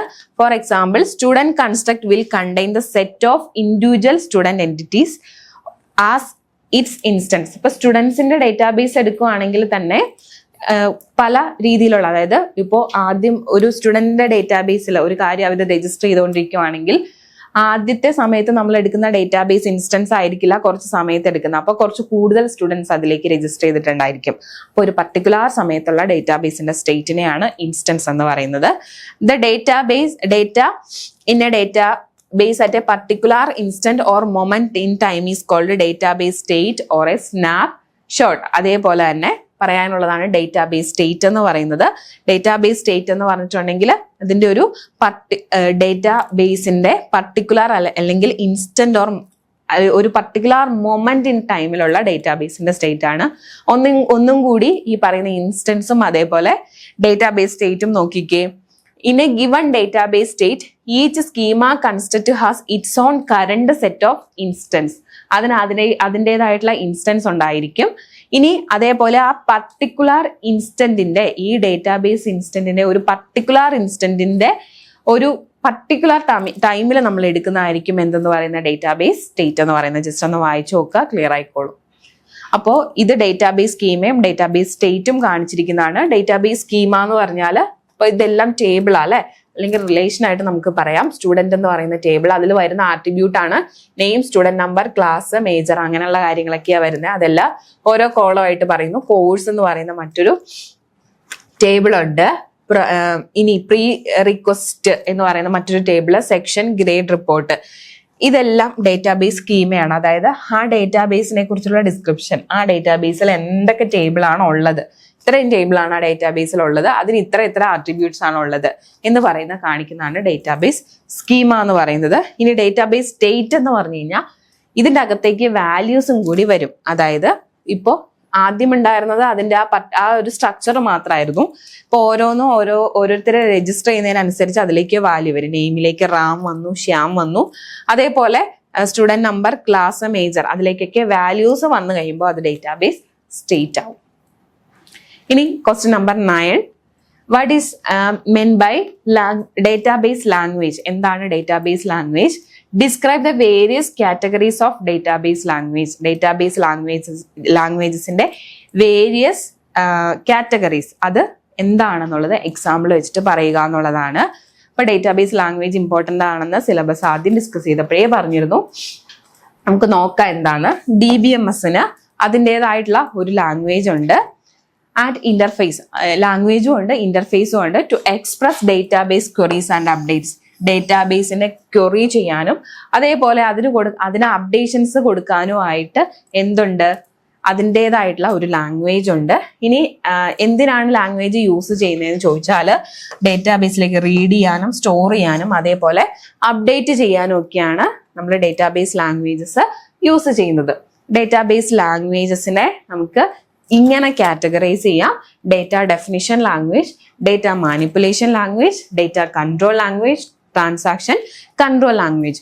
ഓരോ ലാംഗ്വേജിലും വരുന്ന കീവേഡ്സ് ആണ് ഇവിടെ പറയുന്നത്. നമ്മൾ യൂസ് ചെയ്യുന്ന ഡേറ്റ ഡെഫിനിഷൻ ലാംഗ്വേജിലാണെങ്കിൽ ക്രിയേറ്റ്, ഓൾട്ടർ, ഡ്രോപ്പ്, ട്രങ്കേറ്റ് ഇതൊക്കെയാണ് നമ്മൾ യൂസ് ചെയ്യുന്നത്. ഡേറ്റ മാനിപ്പുലേഷൻ ലാംഗ്വേജിൽ നമ്മൾ യൂസ് ചെയ്യുന്നത് സെലക്ട്, ഇൻസേർട്ട്, അപ്ഡേറ്റ്, ഡിലീറ്റ് ഈ കമാൻഡ്സ് ആണ്. ഇനി ഡേറ്റ കൺട്രോൾ ലാംഗ്വേജിൽ യൂസ് ചെയ്യുന്ന കമാൻഡ്സ് ആണ് ഗ്രാൻഡും റീവോക്കും. ട്രാൻസാക്ഷൻ കൺട്രോൾ ലാംഗ്വേജിൽ commit, roll back, save point, set transaction എന്ന് പറയുന്ന കമാൻഡ്സ് ഒക്കെയാണ് യൂസ് ചെയ്യുന്നത്. ഈ പറയുന്ന എല്ലാ കമാൻഡ്സും നിങ്ങൾക്ക് ഫെമിലർ ആണ്, ലാബ് എക്സ്പെരിമെന്റിലെല്ലാം നിങ്ങൾ ചെയ്യുന്നതാണ്. എങ്കിലും നമുക്ക് ഓരോന്നും എന്താണെന്നുള്ളത് നോക്കാം. കൂടുതലും കൺഫ്യൂഷൻ വരുന്നത്, നിങ്ങൾക്ക് ഈ പറയുന്ന കമാൻഡ്സ് എല്ലാം അറിയായിരിക്കും, പക്ഷെ ഇത് ഏത് ലാംഗ്വേജിന്റെ താഴെ വരുന്നതാണ് എന്നുള്ളത് കൺഫ്യൂഷൻ വരാൻ ചാൻസ് ഉണ്ട്. അപ്പൊ ഇതിന്റെ ഡെഫിനിഷനും കൂടി പഠിച്ച് അതിന്റെ കൂടെ എക്സാമ്പിളും പഠിക്കുമ്പോൾ ആ കൺഫ്യൂഷൻ മാറിക്കോളും. നമുക്ക് ഡേറ്റ ഡെഫിനിഷൻ ലാംഗ്വേജ് എന്താണ് എന്ന് നോക്കാം. First one data definition language ആണ്. അതിന് നമ്മൾ DDL എന്നാണ് സാധാരണയായിട്ട് പറയാറുള്ളത്. ഇപ്പോൾ ഒരു ഡേറ്റാബേസിനെ ഡിഫൈൻ ചെയ്യാൻ വേണ്ടി നമ്മൾ യൂസ് ചെയ്യുന്ന ലാംഗ്വേജ് ആണ് database define data definition language അല്ലെങ്കിൽ DDL എന്ന് പറയുന്നത്. അപ്പോൾ it is used to define database structure or pattern. ഇനി ഇത് ഒരു സ്കീമ ക്രിയേറ്റ് ചെയ്യും, അതേപോലെ ടേബിൾ ക്രിയേറ്റ് ചെയ്യണം, ഇൻഡെക്സ്, കൺസ്ട്രെയിൻസ് ഇതൊക്കെ ക്രിയേറ്റ് ചെയ്യാൻ വേണ്ടിയിട്ടാണ് ഡേറ്റ ഡെഫിനിഷൻ ലാംഗ്വേജ് യൂസ് ചെയ്യുന്നത്. അപ്പോൾ ഈ using the DDL statements you can create the skeleton of the database. ഡേറ്റാബേസിന്റെ ഒരു സ്കെലിറ്റൺ നമ്മൾ ക്രിയേറ്റ് ചെയ്യുന്നത് DDL സ്റ്റേറ്റ്മെന്റ്സ് യൂസ് ചെയ്തിട്ടാണ്. Data definition language is used to store the information of metadata. എന്താ metadata? Metadata എന്ന് പറഞ്ഞാൽ ഡേറ്റ എബൌട്ട് ഡേറ്റ എന്നാണ് പറയുക. അപ്പോൾ ഡേറ്റ എബൌട്ട് ഡേറ്റ എന്ന് പറഞ്ഞാൽ ഏതൊരു ഡേറ്റയാണോ അതിനെക്കുറിച്ച് തന്നെ പറയുന്നതിനാണ് മെറ്റാഡേറ്റ എന്ന് ഉദ്ദേശിക്കുന്നത്. അപ്പോൾ ഇവിടെ മെറ്റാഡേറ്റയെ കുറിച്ച് പറയുമ്പോൾ എന്തൊക്കെ കാര്യങ്ങളാണ് പറയുന്നതെന്ന് വെച്ചാൽ എത്ര ടേബിൾ ഉണ്ട്. ഇപ്പോൾ ഒരു കാര്യം ഒരാൾ അവരെ കുറിച്ച് തന്നെ പറയുവാണ്, അപ്പോൾ അതിൽ എത്ര ടേബിൾ ഉണ്ടെന്ന് പറയും. അതേപോലെ സ്കീമ എത്ര എണ്ണം ഉണ്ട്, അതിന്റെ നെയിം എന്താണ്, ഏതൊക്കെയാണ് ഇൻഡെക്സ് ഉള്ളത്, കോളംസ് ഇൻ ഈച്ച് ടേബിൾ, ഓരോ ടേബിളിലെയും കോളംസ് എന്തൊക്കെയാണ്, അതിന്റെ കൺസ്ട്രെയിൻസ് എന്തൊക്കെയാണ്, അങ്ങനെയുള്ള കാര്യങ്ങളൊക്കെയാണ് നമ്മൾ ഡേറ്റ ഡെഫിനിഷൻ ലാംഗ്വേജിൽ പറയുന്നത്. അതിന് നമ്മൾ മെറ്റാഡേറ്റ എന്ന് പറയും. അപ്പോൾ ഡേറ്റ ഡെഫിനിഷൻ ലാംഗ്വേജ് അല്ലെങ്കിൽ DDL എന്ന് പറഞ്ഞാൽ നമ്മുടെ ഡേറ്റാബേസിന്റെ ഒരു സ്കെലിറ്റൻ ഡിഫൈൻ ചെയ്യാൻ വേണ്ടിയിട്ടാണ് യൂസ് ചെയ്യുന്നത്. അതേപോലെ സ്കീമ, ടേബിൾ, ഇൻഡെക്സ്, കൺസ്ട്രെയിൻസ് ഒക്കെ ക്രിയേറ്റ് ചെയ്യാനും DDL നമ്മൾ യൂസ് ചെയ്യും. അപ്പൊ ഇതിൽ വരുന്ന സ്റ്റേറ്റ്മെന്റ്സ് ഏതൊക്കെയാണെന്ന് നോക്കാം. ക്രിയേറ്റ് സ്റ്റേറ്റ്മെന്റ്സ് യൂസ് ചെയ്യുന്നത് ഒരു ഡേറ്റാബേസിലെ ഒബ്ജക്റ്റ് ക്രിയേറ്റ് ചെയ്യാനാണ്. ഇപ്പൊ നമുക്കൊരു ടേബിൾ ആണ് ക്രിയേറ്റ് ചെയ്യേണ്ടതെങ്കിൽ ക്രിയേറ്റ് ടേബിൾ സ്റ്റുഡന്റ് ID, അതിലെ ഒരു കോളം ആണ് ID, പ്രൈമറി കീ ആണ്. അതേപോലെ നെയിം, അത് varchar എന്ന് പറയുന്ന ഡേറ്റ ടൈപ്പ് ആണ്. നെക്സ്റ്റ് ഏജ് ഇൻഡിജറിലാണ് വരുന്നത്. അപ്പൊ ക്രിയേറ്റ് സ്റ്റേറ്റ്മെന്റ് എന്തിനാ യൂസ് ചെയ്യുന്നത്? ഡേറ്റാബേസിലെ ഒരു ഒബ്ജക്റ്റ് ക്രിയേറ്റ് ചെയ്യാൻ, അതായത് ഒരു ടേബിൾ ക്രിയേറ്റ് ചെയ്യാനാണ് ക്രിയേറ്റ് യൂസ് ചെയ്യുന്നത്. അപ്പൊ അതിൽ വരുന്ന ആ ക്രിയേറ്റ് വെച്ചിട്ട് ഒരു എക്സാമ്പിളും കൂടി പറയണം. നെക്സ്റ്റ് ഓൾട്ടർ ആണ് DDL വരുന്ന അടുത്ത കമാൻഡ്. ഇത് ഡേറ്റാബേസിന്റെ സ്ട്രക്ചർ ചേഞ്ച് ചെയ്യാൻ വേണ്ടിയിട്ടാണ് ഓൾട്ടർ യൂസ് ചെയ്യുന്നത്. ഓൾട്ടറിന്റെ കമാൻഡ് വരുമ്പോൾ എങ്ങനെ വരും? Alter table student add gender. അതായത് ഇപ്പോൾ ഓൾറെഡി ആ സ്റ്റുഡന്റ് എന്ന് പറയുന്ന ടേബിളിൽ കുറെ കോളം ഉണ്ട്, അതിന്റെ കൂടെ ഒരു ജെൻഡർ എന്ന് പറയുന്ന കോളം കൂടി ആഡ് ചെയ്യണം. അപ്പൊ ആ ടേബിളിനെ ശരിക്കും ചേഞ്ച് ചെയ്യുക ചെയ്യുന്ന അതിന്റെ സ്ട്രക്ചർ. സോ നമ്മൾ യൂസ് ചെയ്യുന്നത് ഓൾട്ടർ എന്ന് പറയുന്ന സ്റ്റേറ്റ്മെന്റ് ആണ്. ഓൾട്ടർ ടേബിൾ സ്റ്റുഡന്റ് എന്താണോ ആഡ് ചെയ്യാനുള്ളത് ആഡ്, ആ കോളം അതിന്റെ ഡേറ്റ ടൈപ്പ് നമ്മൾ പറഞ്ഞു കൊടുക്കുക. നെക്സ്റ്റ് ഡ്രോപ്പ് എന്ന് പറഞ്ഞാൽ പെർമനന്റ് ആയിട്ട് ടേബിൾസ് ഡേറ്റാബേസിൽ നിന്ന് ഡിലീറ്റ് ചെയ്യാൻ വേണ്ടിയാണ് ഡ്രോപ്പ് യൂസ് ചെയ്യുന്നത്. വളരെ സിമ്പിൾ ആണ് ഇതിന്റെ സിന്റാക്സ്. ഡ്രോപ്പ് ടേബിൾ, ടേബിളിന്റെ പേര് പറഞ്ഞു കൊടുത്തു കഴിഞ്ഞാൽ ഡേറ്റാബേസിൽ നിന്ന് ടേബിൾ റിമൂവ് ആയി പോകും. ഇനി അടുത്ത ട്രങ്കേറ്റ് ആണ്. ഇത് quickly remove all rose from the table. എത്ര റോസ് നമ്മളിപ്പോ ഡേറ്റാബേസിൽ ടേബിൾ ഉണ്ടാക്കി ടേബിളിലേക്ക് വാല്യൂസ് ഓരോന്ന് വന്നുകൊണ്ടിരിക്കുകയാണ്. അപ്പൊ അതിലെ എല്ലാ വാല്യൂസിനെയും ഒരുമിച്ച് നമുക്ക് ഡിലീറ്റ് ചെയ്യാനായിട്ട് യൂസ് ചെയ്യുന്ന ഒരു സ്റ്റേറ്റ്മെന്റ് ആണ് ട്രങ്കേറ്റ് എന്ന് പറയുന്നത്. ഈ ട്രങ്കേറ്റ് എന്ന് പറയുന്നത് ഫാസ്റ്റർ ദാൻ ഡിലീറ്റ്. അതായത് ഇത് ഡിലീറ്റിനെ കഴിഞ്ഞും കുറച്ചുകൂടി ഫാസ്റ്റർ ആയിട്ട് വർക്ക് ചെയ്യും. Without a where clause because it does not log individual row deletion. അതായത് ഇവിടെ ഡിലീറ്റിൽ എന്ന് പറയുന്നത് നമ്മളൊരു കണ്ടീഷൻ കൊടുത്തിട്ട് അതിൽ ഓരോ പർട്ടിക്കുലർ റോ നമുക്ക് ഡിലീറ്റ് ചെയ്യാൻ പറ്റും. പക്ഷെ ട്രങ്കേറ്റ് എന്ന് പറഞ്ഞു കഴിഞ്ഞാൽ അതിന്റെ ആ സ്ട്രക്ചർ അവിടെ നിർത്തിയിട്ട് ബാക്കിയുള്ള അതിന്റെ റോസ് എല്ലാം ഡിലീറ്റ് ചെയ്യുന്നതാണ്. അപ്പൊ അവിടെ ഒരു കണ്ടീഷൻ ചെക്ക് ചെയ്യാനുള്ള സമയം എടുക്കുന്നില്ലാത്തത് കൊണ്ട് തന്നെ ഡിലീറ്റിനെ കഴിഞ്ഞും ഫാസ്റ്റർ ആണ് ട്രങ്കേറ്റ് എന്ന് പറയുന്നത്. ഇപ്പോൾ ട്രങ്കേറ്റിന്റെ സിന്റാക്സും ഈസി തന്നെയാണ്. ട്രങ്കേറ്റ് ടേബിൾ എന്ന് കൊടുക്കുക, എന്നിട്ട് ടേബിളിന്റെ പേര് കൊടുത്ത് സെമികോളൻ ഇട്ട് കഴിഞ്ഞാൽ ടേബിളിലെ എല്ലാ റോസും ഡിലീറ്റ് ആയി പോകും. ഇനി റീനെയിം എന്ന് പറയുന്നത് ഒരു ഒബ്ജക്റ്റിനെ റീനെയിം ചെയ്യാൻ, അല്ലെങ്കിൽ ഒരു ടേബിളിന് ഒരു പേര് നമ്മൾ ആദ്യമേ കൊടുത്തിരുന്നു, അതിനെ ജസ്റ്റ് പേരൊന്ന് മാറ്റണം എന്നുണ്ടെങ്കിൽ റീനെയിം എന്ന് പറയുന്ന സ്റ്റേറ്റ്മെന്റ് യൂസ് ചെയ്ത് നമുക്ക് പേര് മാറ്റാം.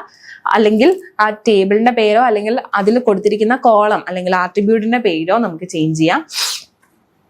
ഓൾട്ടർ ടേബിളിന്റെ പേര് കൊടുക്കുക. റീനെയിം കോളം, ആ കോളം റീനെയിം ചെയ്യുക. Old column name to new column name. പഴയ കോളം നെയിം ഏതാണോ ഉണ്ടായിരുന്നത് അതിനെ പുതിയ കോളമായിട്ട് റീപ്ലേസ് ചെയ്ത് ഈ സിന്റാക്സ് കൊടുത്തു കഴിഞ്ഞാൽ റീനെയിം ചെയ്യാനായിട്ട് പറ്റും. നെക്സ്റ്റ് ഡേറ്റ മാനിപ്പുലേഷൻ ലാംഗ്വേജ് ആണ്. ഡേറ്റ മാനിപ്പുലേഷൻ ലാംഗ്വേജ് എന്ന് പറയുന്നത് data manipulation language DML stands for the data manipulation and it is used for accessing and manipulating data in a database.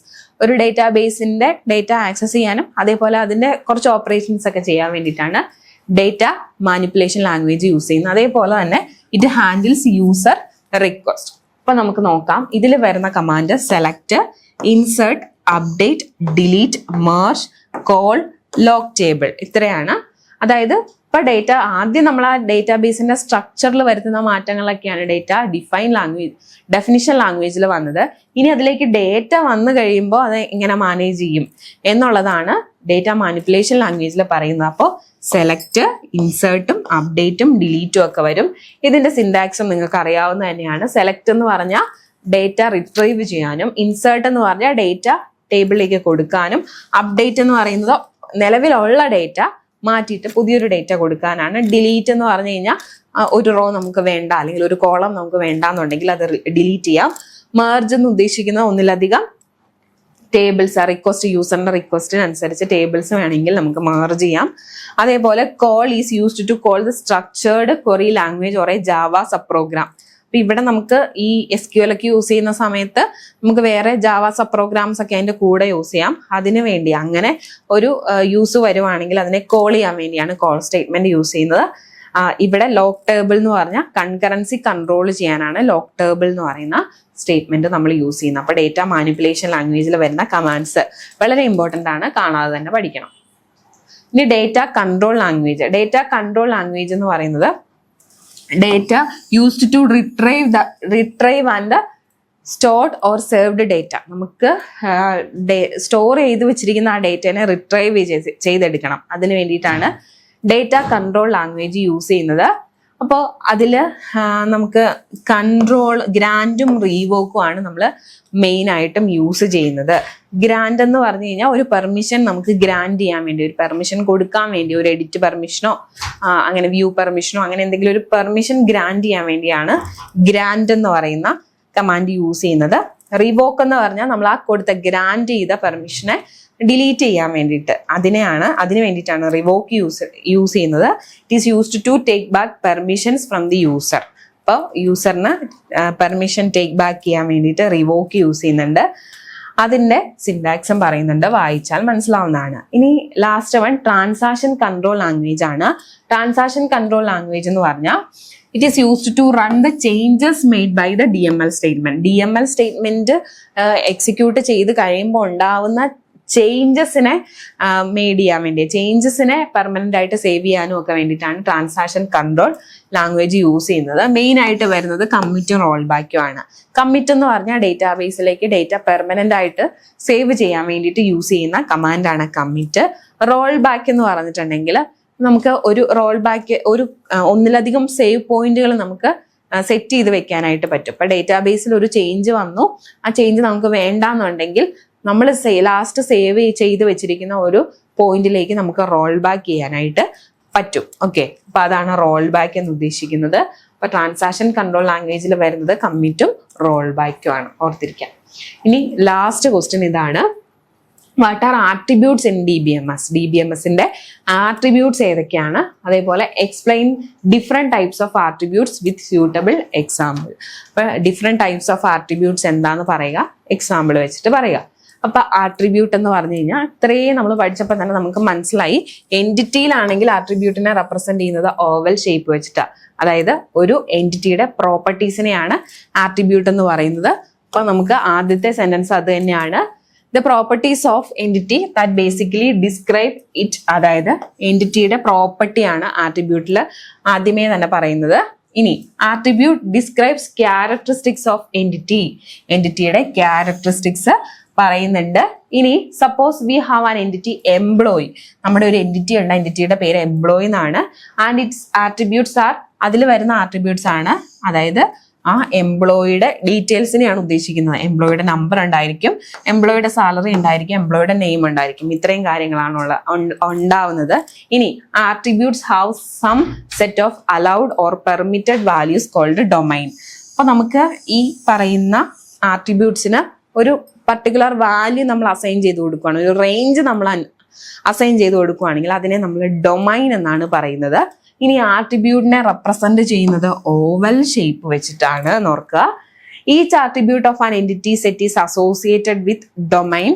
That means the set of values that can be assigned to that attribute for an entity. എന്തൊക്കെ attributes, എന്തൊക്കെ values ആണ് വരുന്നത് എന്നുള്ളതാണ് പറയുന്നത്. ഇപ്പൊ attribute എന്ന് പറയുന്നതിനെ കുറിച്ച് ഒരു ചെറിയൊരു ഐഡിയ ആയി എന്ന് വിശ്വസിക്കുന്നു. ഇനി ടൈപ്പ് ഓഫ് ആട്രിബ്യൂട്ട്സ് പറയുവാണെങ്കിൽ സിമ്പിൾ ആട്രിബ്യൂട്ട് അല്ലെങ്കിൽ composite, simple attribute versus composite attribute. Next single valued versus multi valued attribute. Third one stored versus derived attribute. ഇത്രയും ടൈപ്സ് ഓഫ് ആട്രിബ്യൂട്ട് ആണ് നമുക്ക് പഠിക്കാനുള്ളത്. അപ്പോൾ ഇത് നോക്കിയാൽ സിമ്പിൾ ആട്രിബ്യൂട്ട് അല്ലെങ്കിൽ കോമ്പോസിറ്റ് ആട്രിബ്യൂട്ട് എന്താന്ന് നോക്കാം. സിമ്പിൾ ആട്രിബ്യൂട്ട് എന്ന് പറഞ്ഞു കഴിഞ്ഞാൽ attributes which are not divisible, that is they cannot be divided. അപ്പൊ നമ്മൾ കൊടുക്കുന്ന ആ ആട്രിബ്യൂട്ടിനെ ഫർദർ ആയിട്ട് ഡിവൈഡ് ചെയ്യാൻ പറ്റില്ല. അങ്ങനെയുള്ളതിനെയാണ് സിമ്പിൾ ആട്രിബ്യൂട്ട് എന്ന് പറയുന്നത്. ഇപ്പോൾ ഇവിടെ സ്റ്റുഡന്റിന്റെ റോൾ നമ്പർ, ഈ റോൾ നമ്പറിനെ ഇനി നമുക്ക് ഡിവൈഡ് ചെയ്യാനൊന്നും പറ്റില്ല. സോ ഇത് സിമ്പിൾ ആട്രിബ്യൂട്ട് ആണ്. ക്ലാസ്സിനെ ഡിവൈഡ് ചെയ്യാൻ പറ്റില്ല. അപ്പൊ ആ കൊടുക്കുന്ന ആട്രിബ്യൂട്ടിനെ ഫർദർ ഡിവിഷൻ ഒന്നും ഇല്ലെങ്കിൽ അതിനെ സിമ്പിൾ ആട്രിബ്യൂട്ട് എന്ന് നമുക്ക് പറയാം. Next one composite attribute. Composite attribute എന്ന് പറഞ്ഞു കഴിഞ്ഞാൽ ഒരു എൻറ്റിറ്റിയിൽ നമ്മൾ കൊടുക്കുന്ന ആട്രിബ്യൂട്ടിനെ വീണ്ടും വീണ്ടും ഡിവൈഡ് ചെയ്ത് പോകുന്നുണ്ടെങ്കിൽ അതിനെ കോമ്പോസിറ്റ് ആട്രിബ്യൂട്ട് എന്ന് പറയാം. ഇത് അഡ്രസ് ആണ്. അഡ്രസ്സിൽ ഇതൊരു ആട്രിബ്യൂട്ട് ആണ് അല്ലെ. അഡ്രസ്സിനെ തന്നെ നമുക്ക് അതിന്റെ സ്ട്രീറ്റ് ഉണ്ട്, സിറ്റി ഉണ്ട്, കൺട്രി ഉണ്ട്, സ്റ്റേറ്റ് ഉണ്ട്, അങ്ങനെ പലതായിട്ട് ഡിവൈഡ് ചെയ്യാം. സോ അതിനെ നമുക്ക് കോമ്പോസിറ്റ് ആട്രിബ്യൂട്ട് എന്ന് പറയാം. അപ്പോൾ നമുക്ക് ഒരു എൻറ്റിറ്റിയിലെ ആട്രിബ്യൂട്ടിനെ ഫർദർ ആയിട്ട് ഡിവൈഡ് ചെയ്യാൻ പറ്റില്ല എന്നുണ്ടെങ്കിൽ അത് സിമ്പിൾ ആട്രിബ്യൂട്ടും, ഇനി ഫർദർ ഡിവിഷൻസ് ഒരുപാട് വരുന്നുണ്ടെങ്കിൽ അതിനെ എന്തെന്ന് പറയും, കോമ്പോസിറ്റ് ആട്രിബ്യൂട്ട് എന്ന് പറയും. നെയിമിന്റെ കേസിൽ first name, last name, middle name എന്ന് പറഞ്ഞ് വീണ്ടും ഫർദർ ഡിവിഷൻ വരുന്നുണ്ട്. അതുകൊണ്ട് നെയിമും അവിടെ കോമ്പോസിറ്റ് ആട്രിബ്യൂട്ട് ആണ്. ഇനി അടുത്തത് single valued versus multi valued attributes. അപ്പോൾ സിംഗിൾ വാല്യൂഡ് എന്ന് പറഞ്ഞിട്ടുണ്ടെങ്കിൽ ഇവിടെ attributes which having single values, ഒരു വാല്യൂ മാത്രമാണ് വരുള്ളൂ. ഏജ്, ഒരു സ്റ്റുഡന്റ് എന്ന് പറയുന്ന ഒരു എൻറ്റിറ്റീനെ വെച്ച് നോക്കുവാണെങ്കിൽ ഏജ് എന്ന് പറയുന്ന ഒരു പർട്ടിക്കുലർ ഏജ് ആണ്. അതിന് വേറെ മാറ്റം, ഒരുപാട് ഏജുകൾ വരില്ല. അപ്പോൾ ഒരു സിംഗിൾ വാല്യൂ മാത്രമേ ഉള്ളൂ എങ്കിൽ അതിനെ സിംഗിൾ വാല്യൂ ആട്രിബ്യൂട്ട് എന്ന് പറയും. ഒരു സ്റ്റുഡന്റിന് ഒരിക്കലും ഒന്നിലധികം റോൾ നമ്പർ കാണില്ല. Roll number, date of birth ഒരെണ്ണം മാത്രമേ കാണുള്ളൂ. അതേപോലെ ജെൻഡർ. അപ്പോൾ ഒരു വാല്യൂ മാത്രം വരുന്നതിനാണ് സിംഗിൾ വാല്യൂ എന്ന് പറയുന്നത്. പക്ഷെ മൾട്ടി വാല്യൂഡ് എന്ന് പറഞ്ഞു കഴിഞ്ഞാൽ ഒരു സ്റ്റുഡന്റിന് മൊബൈൽ നമ്പർ ഒന്നിലധികം വരാം നമുക്ക് അല്ലെ. അങ്ങനെ ഒന്നിലധികം വരുന്ന വാല്യൂസ് ഉണ്ടെങ്കിൽ നമ്മൾ മൾട്ടി വാല്യൂഡ് ആട്രിബ്യൂട്ട് എന്ന് പറയും. അതിനെ റെപ്രസെന്റ് ചെയ്യാനായിട്ട് ഡബിൾ ഓവൽ ആണ് യൂസ് ചെയ്യുന്നത്. ഒന്നിലധികം വാല്യൂസ് വരുന്നതിനാണ് മൊബൈൽ നമ്പർ, ഒന്നിലധികം വാല്യൂസ് വരും. സോ അത് മൾട്ടി വാല്യൂഡ് ആട്രിബ്യൂട്ട് ആണ്. അപ്പൊ ER ഡയഗ്രാം വരയ്ക്കുമ്പോൾ ഇതൊക്കെ ശ്രദ്ധിക്കാം. ഇമെയിൽ ID, ഒരു സ്റ്റുഡന്റിന് ഒന്നിലധികം ഇമെയിൽ ID വരാം. കോളേജിന്റെ email ID, personal email ID ഒക്കെ അങ്ങനെയൊക്കെ വരാം അല്ലെ. അപ്പം ഒന്നിലധികം ഇമെയിൽ ID വരാം. അതും മൾട്ടി വാല്യൂഡ് ആട്രിബ്യൂട്ട് ആണ്. Next stored versus derived attribute എന്ന് പറഞ്ഞു കഴിഞ്ഞാൽ, സ്റ്റോർഡ് എന്ന് പറഞ്ഞാൽ ഒരാളുടെ നമ്മൾ ഓൾറെഡി സ്റ്റോർ ചെയ്ത് വെച്ചിരിക്കുന്ന വാല്യൂസിനെയാണ് സ്റ്റോർഡ് എന്ന് പറയുന്നത്.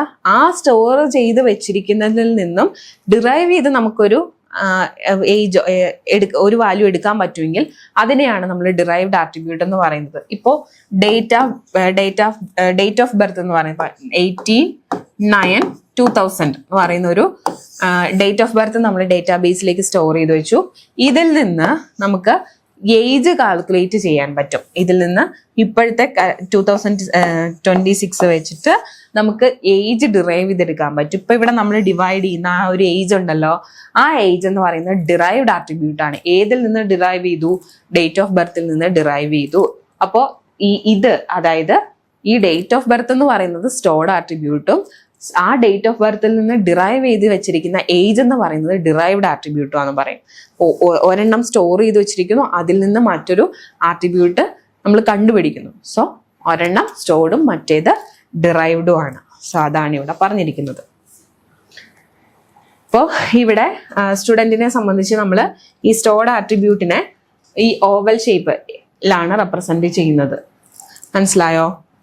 സോറി, ഓവൽ ഷേപ്പ് അല്ല, ഡോട്ടഡ് ആയിട്ടുള്ള റൗണ്ടിലാണ് നമ്മളിവിടെ പറഞ്ഞു കൊടുക്കുന്നത്. അത് നമ്മൾ പറയുന്നത് എന്തിനു വേണ്ടിയിട്ടാ?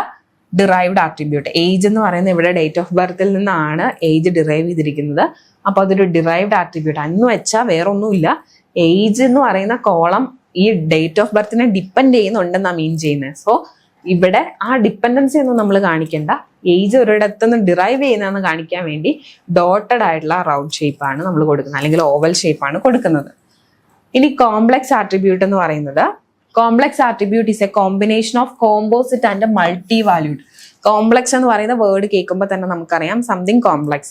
സോ നമുക്കിവിടെ കോമ്പോസിറ്റ് ആയിട്ട്, അതായത് എന്തിൻ്റെയൊക്കെ കോമ്പിനേഷൻ ആണ്, കോമ്പോസിറ്റിന്റെയും അതേപോലെ മൾട്ടി വാല്യൂഡ് ആട്രിബ്യൂട്ടിന്റെയും ഒരു കോമ്പിനേഷനെയാണ് കോംപ്ലക്സ് ആട്രിബ്യൂട്ട് എന്ന് പറയുന്നത്. ഇനി കോംപ്ലക്സ് ആട്രിബ്യൂട്ടിനെ റെപ്രസെന്റ് ചെയ്യുന്നത് ഈ പറയുന്ന കേലി ബ്രാക്കറ്റ് വെച്ചിട്ടാണ്.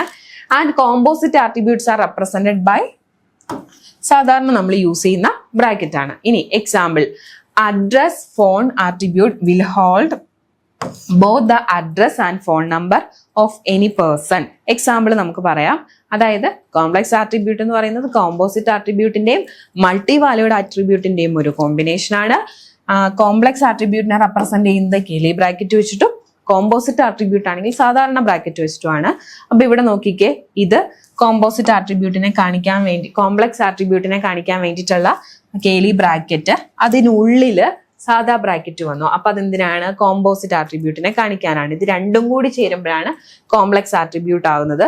2A ST5 സെക്ഷൻ 4 ബിലായി, ഇത്രയും എന്ന് പറയുന്നത് ഒരു ഡേറ്റയാണ്. കോമ ഇട്ടിട്ട് അടുത്ത ഡേറ്റ കൊടുത്തു. അങ്ങനെ നമുക്ക് അഡ്രസ്സും ഫോൺ ആട്രിബ്യൂട്ട് അതിനെല്ലാം കൂടി ഒരുമിച്ച് നമ്മൾ ഹോൾഡ് ചെയ്യുന്നതിനാണ് കോംപ്ലക്സ് ആട്രിബ്യൂട്ട് എന്ന് പറയുന്നത്. നൾ വാല്യൂഡ് ആട്രിബ്യൂട്ട് എന്ന് പറഞ്ഞു കഴിഞ്ഞാൽ അടുത്തത്, null value is a value which not inserted but it does not hold zero value. വളരെ ഇമ്പോർട്ടൻ്റ് ആയിട്ടുള്ള ഒരു കാര്യമാണ് കേട്ടോ ഇത്. നൾ ആട്രിബ്യൂട്ട് എന്ന് പറയുന്നത് ഒരിക്കലും സീറോ അല്ല മീൻ ചെയ്യുന്നത്. പിന്നെന്താണ്, അവിടെ എന്തെങ്കിലും ഒരു വാല്യൂ ഉണ്ട്, പക്ഷെ ആ ടൈമിൽ അവിടെ നമ്മൾ വാല്യൂ ഒന്നും എൻ്റർ ചെയ്യുന്നില്ല എന്നുള്ളതാണ്. അതായത് ഇപ്പോൾ ലാൻഡ് ഫോൺ നമ്പർ ഉണ്ട്, ലാൻഡ് ഫോൺ നമ്പർ ഇപ്പോൾ പലരും യൂസ് ചെയ്യുന്നില്ല. അപ്പോൾ അവിടെ നമ്മൾ ബ്ലാങ്ക് സ്പേസ് ഇട്ടു, അതോ നമ്മൾ സീറോ എൻ്റർ ചെയ്ത് കഴിഞ്ഞിട്ടുണ്ടെങ്കിൽ ലാൻഡ് ലൈൻ നമ്പർ 0 എന്നുള്ള രീതിയിലാണ് അത് മീൻ ചെയ്യുന്നത് അല്ലെങ്കിൽ റീഡ് ചെയ്യുന്നത്. അപ്പൊ നമ്മൾ അവിടെ നൾ വാല്യൂ ആണ് കൊടുക്കുന്നതെന്നുണ്ടെങ്കിൽ അവിടെ ആ ഒരു നിൽ എന്ന് പറയുന്ന, അതായത് ലാൻഡ് ഫോൺ ഇല്ല എന്ന് പറയുന്ന ഒരു മീനിങ് ആണ് വരുന്നത്. അപ്പൊ അവിടെ നമ്മൾ ഒരിക്കലും എന്ത് കൊടുക്കുന്നില്ല, 0 കൊടുക്കുന്നില്ല. ചില ഒരു ആപ്ലിക്കേഷനൊക്കെ നമ്മൾ ഫിൽ ചെയ്യുമ്പോൾ ചില കോളം അല്ലെങ്കിൽ ചില കോളം എന്ന് പറയുന്ന ആട്രിബ്യൂട്ട് എന്ന് പറയുന്നത് നമ്മൾ എന്തായിട്ട് കൊടുക്കുന്നു, ബ്ലാങ്ക് ആയിട്ട് കൊടുക്കുന്നു. അതിന്റെ ആൻസർ, അതിന്റെ അർത്ഥം എന്ന് പറയുന്നത് 0 അല്ല അവിടെ വരുന്നത്, പക്ഷെ അങ്ങനെ ഒരു ആട്രിബ്യൂട്ട് ഉണ്ട്, അതിന് വാല്യൂ ഇല്ല എന്നുള്ള, അല്ലെങ്കിൽ ഒരു നിൽ എന്ന് പറയുന്ന ഒരു മീനിങ് മാത്രമാണ് വരുന്നത്. The key attribute in an entity type. Key attribute എന്ന് പറയുന്നത്, key attribute will be having a unique value for each entity of that attribute. ഒരു ആട്രിബ്യൂട്ടിൽ യുണീക്ക് ആയിട്ട് ഐഡന്റിഫൈ ചെയ്യാൻ പറ്റുന്ന ഒരു ആട്രിബ്യൂട്ട് ഉണ്ടായിരിക്കും. അതായത് സ്റ്റുഡന്റിന്റെ ഒരു ഡേറ്റാബേസ് ആണെങ്കിൽ സ്റ്റുഡന്റിന്റെ റോൾ നമ്പർ ആ സ്റ്റുഡന്റിനെ യുണീക്കായിട്ട് ഐഡന്റിഫൈ ചെയ്യാൻ പറ്റും. സോ യുണീക്കായിട്ട് ഐഡന്റിഫൈ ചെയ്യാൻ പറ്റുന്ന സ്റ്റുഡന്റിന്റെ റോൾ നമ്പർ ഒരു കീ ആട്രിബ്യൂട്ട് ആയിട്ട് നമുക്ക് പറയാം. അതുകൊണ്ടാണ് key attribute will having unique value for an each entity of that attribute എന്ന് പറയുന്നത്. It identifies every entity in an entity set. ഒരു എൻറ്റിറ്റി സെറ്റിൽ നിന്ന് ഓരോ എൻറ്റിറ്റീനെയും ഐഡന്റിഫൈ ചെയ്യാനായിട്ട് കീ ആട്രിബ്യൂട്ടിന് പറ്റും. Key attribute will never be a null valued attribute. Key attribute ഒരിക്കലും, ഇമ്പോർട്ടൻറ്റ് പോയിന്റ്, ഒരിക്കലും നൾ വാല്യൂഡ് ആയിട്ടുള്ള ആട്രിബ്യൂട്ട് കീ ആട്രിബ്യൂട്ട് ആയിട്ട് വരില്ല. ഇനി any composite attribute can also be a key attribute. ഏതെങ്കിലും കോമ്പോസിറ്റ് ആട്രിബ്യൂട്ടിനെ വേണമെങ്കിലും നമുക്കൊരു കീ ആട്രിബ്യൂട്ട് ആയിട്ട് പറയാനായിട്ട് പറ്റും. There could be more than one key attributes for an entity type. ഒരു എൻറ്റിറ്റി ടൈപ്പിൽ ഒരിക്കലും ഒരു കീ ആട്രിബ്യൂട്ട് അല്ല, ഒന്നിലധികം കീ ആട്രിബ്യൂട്ട് ഒക്കെ വരാനായിട്ടുണ്ട്. അപ്പൊ നമ്മൾ എക്സാമ്പിൾ പറയുകയാണെങ്കിൽ റോൾ നമ്പറും എൻറോൾമെന്റ് നമ്പറും രണ്ടും നമുക്ക് കീ ആട്രിബ്യൂട്ട് ആയിട്ട് യൂസ് ചെയ്യാം. കാരണം ഇത് രണ്ടും യൂസ് ചെയ്തുകൊണ്ട് ആ ഒരു റോയിനെ അല്ലെങ്കിൽ ആ ഒരു സ്റ്റുഡന്റിനെ യുണീക്ക് ആയിട്ട് ഐഡന്റിഫൈ ചെയ്യാനായിട്ട് പറ്റും. അതാണ് കീ ആട്രിബ്യൂട്ട് എന്ന് പറയുന്നത്. ഇനി domain of value set of an attribute. ആട്രിബ്യൂട്ടിനെ സംബന്ധിച്ച് ഡൊമൈൻ നമ്മൾ പറഞ്ഞു കൊടുത്താൽ അതൊരു റേഞ്ചിനുള്ളിൽ വരുന്ന വാല്യൂസിനെയാണ് നമ്മൾ ഡൊമൈൻ എന്ന് പറയുന്നത്. ഇവിടെ domain of an attribute is allowed A set of values of that attribute. ഇപ്പൊ ഇവിടെ നോക്കിക്കേ, നമ്മൾ ഒരു ടേബിളിലേക്ക് അല്ലെങ്കിൽ ഒരു സൈറ്റിലേക്ക് നമ്മൾ വാല്യൂ എൻ്റർ ചെയ്യുമ്പോൾ നമുക്ക് ഗ്രേഡ് കൊടുക്കണം, ഒരു സ്റ്റുഡൻറ്റിന്റെ ഗ്രേഡ് കൊടുക്കണം. ആ ഗ്രേഡ് എന്ന് പറയുന്നത് A to Z മുതലുള്ള വാല്യൂ നമുക്ക് അവിടെ അലൗ ചെയ്യാൻ പറ്റില്ല. നമ്മൾ അലൗ ചെയ്യുന്നത് A മുതൽ F വരെയുള്ള വാല്യൂ ആണ്. അപ്പോൾ അങ്ങനെ ഒരു ഡൊമൈൻ, ഒരു സെറ്റ് നമ്മൾ പറഞ്ഞു കൊടുക്കുന്നതിനെയാണ് ഡൊമൈൻ ഓഫ് വാല്യൂ സെറ്റ് എന്ന് പറയുന്നത്. മനസ്സിലായോ? ഒരു കോളത്തിലേക്ക് വരാൻ ചാൻസ് ഉള്ള വാല്യൂസിനെ എല്ലാം ഒരു സെറ്റായിട്ട് പറഞ്ഞു കൊടുക്കുന്നു, അതിനാണ് ഡൊമൈൻ എന്ന് പറയുന്നത്. അപ്പോൾ നമ്മൾ ഇന്ന് മോഡ്യൂൾ 1 നിന്നുള്ള യൂണിവേഴ്സിറ്റി എക്സ്പെക്റ്റഡ് ക്വസ്റ്റ്യൻസ് ആണ് ഡിസ്കസ് ചെയ്തത്. ഒന്നും സ്കിപ്പ് ചെയ്യരുത്, എല്ലാം വളരെ ഇമ്പോർട്ടൻ്റ് ആയിട്ടുള്ള ക്വസ്റ്റ്യൻസ് ആണ്. പ്രീവിയസ് ആയിട്ട് ചോദിച്ചിട്ടുള്ളതും മോഡൽ ക്വസ്റ്റ്യൻ പേപ്പറിലുള്ളതും ഒക്കെ ആയിട്ടുള്ള ക്വസ്റ്റ്യൻസ് ആണ്. അപ്പോൾ കൂടുതൽ മോഡ്യൂൾസുമായിട്ട് നമുക്ക് വീണ്ടും കാണാം. Thank you.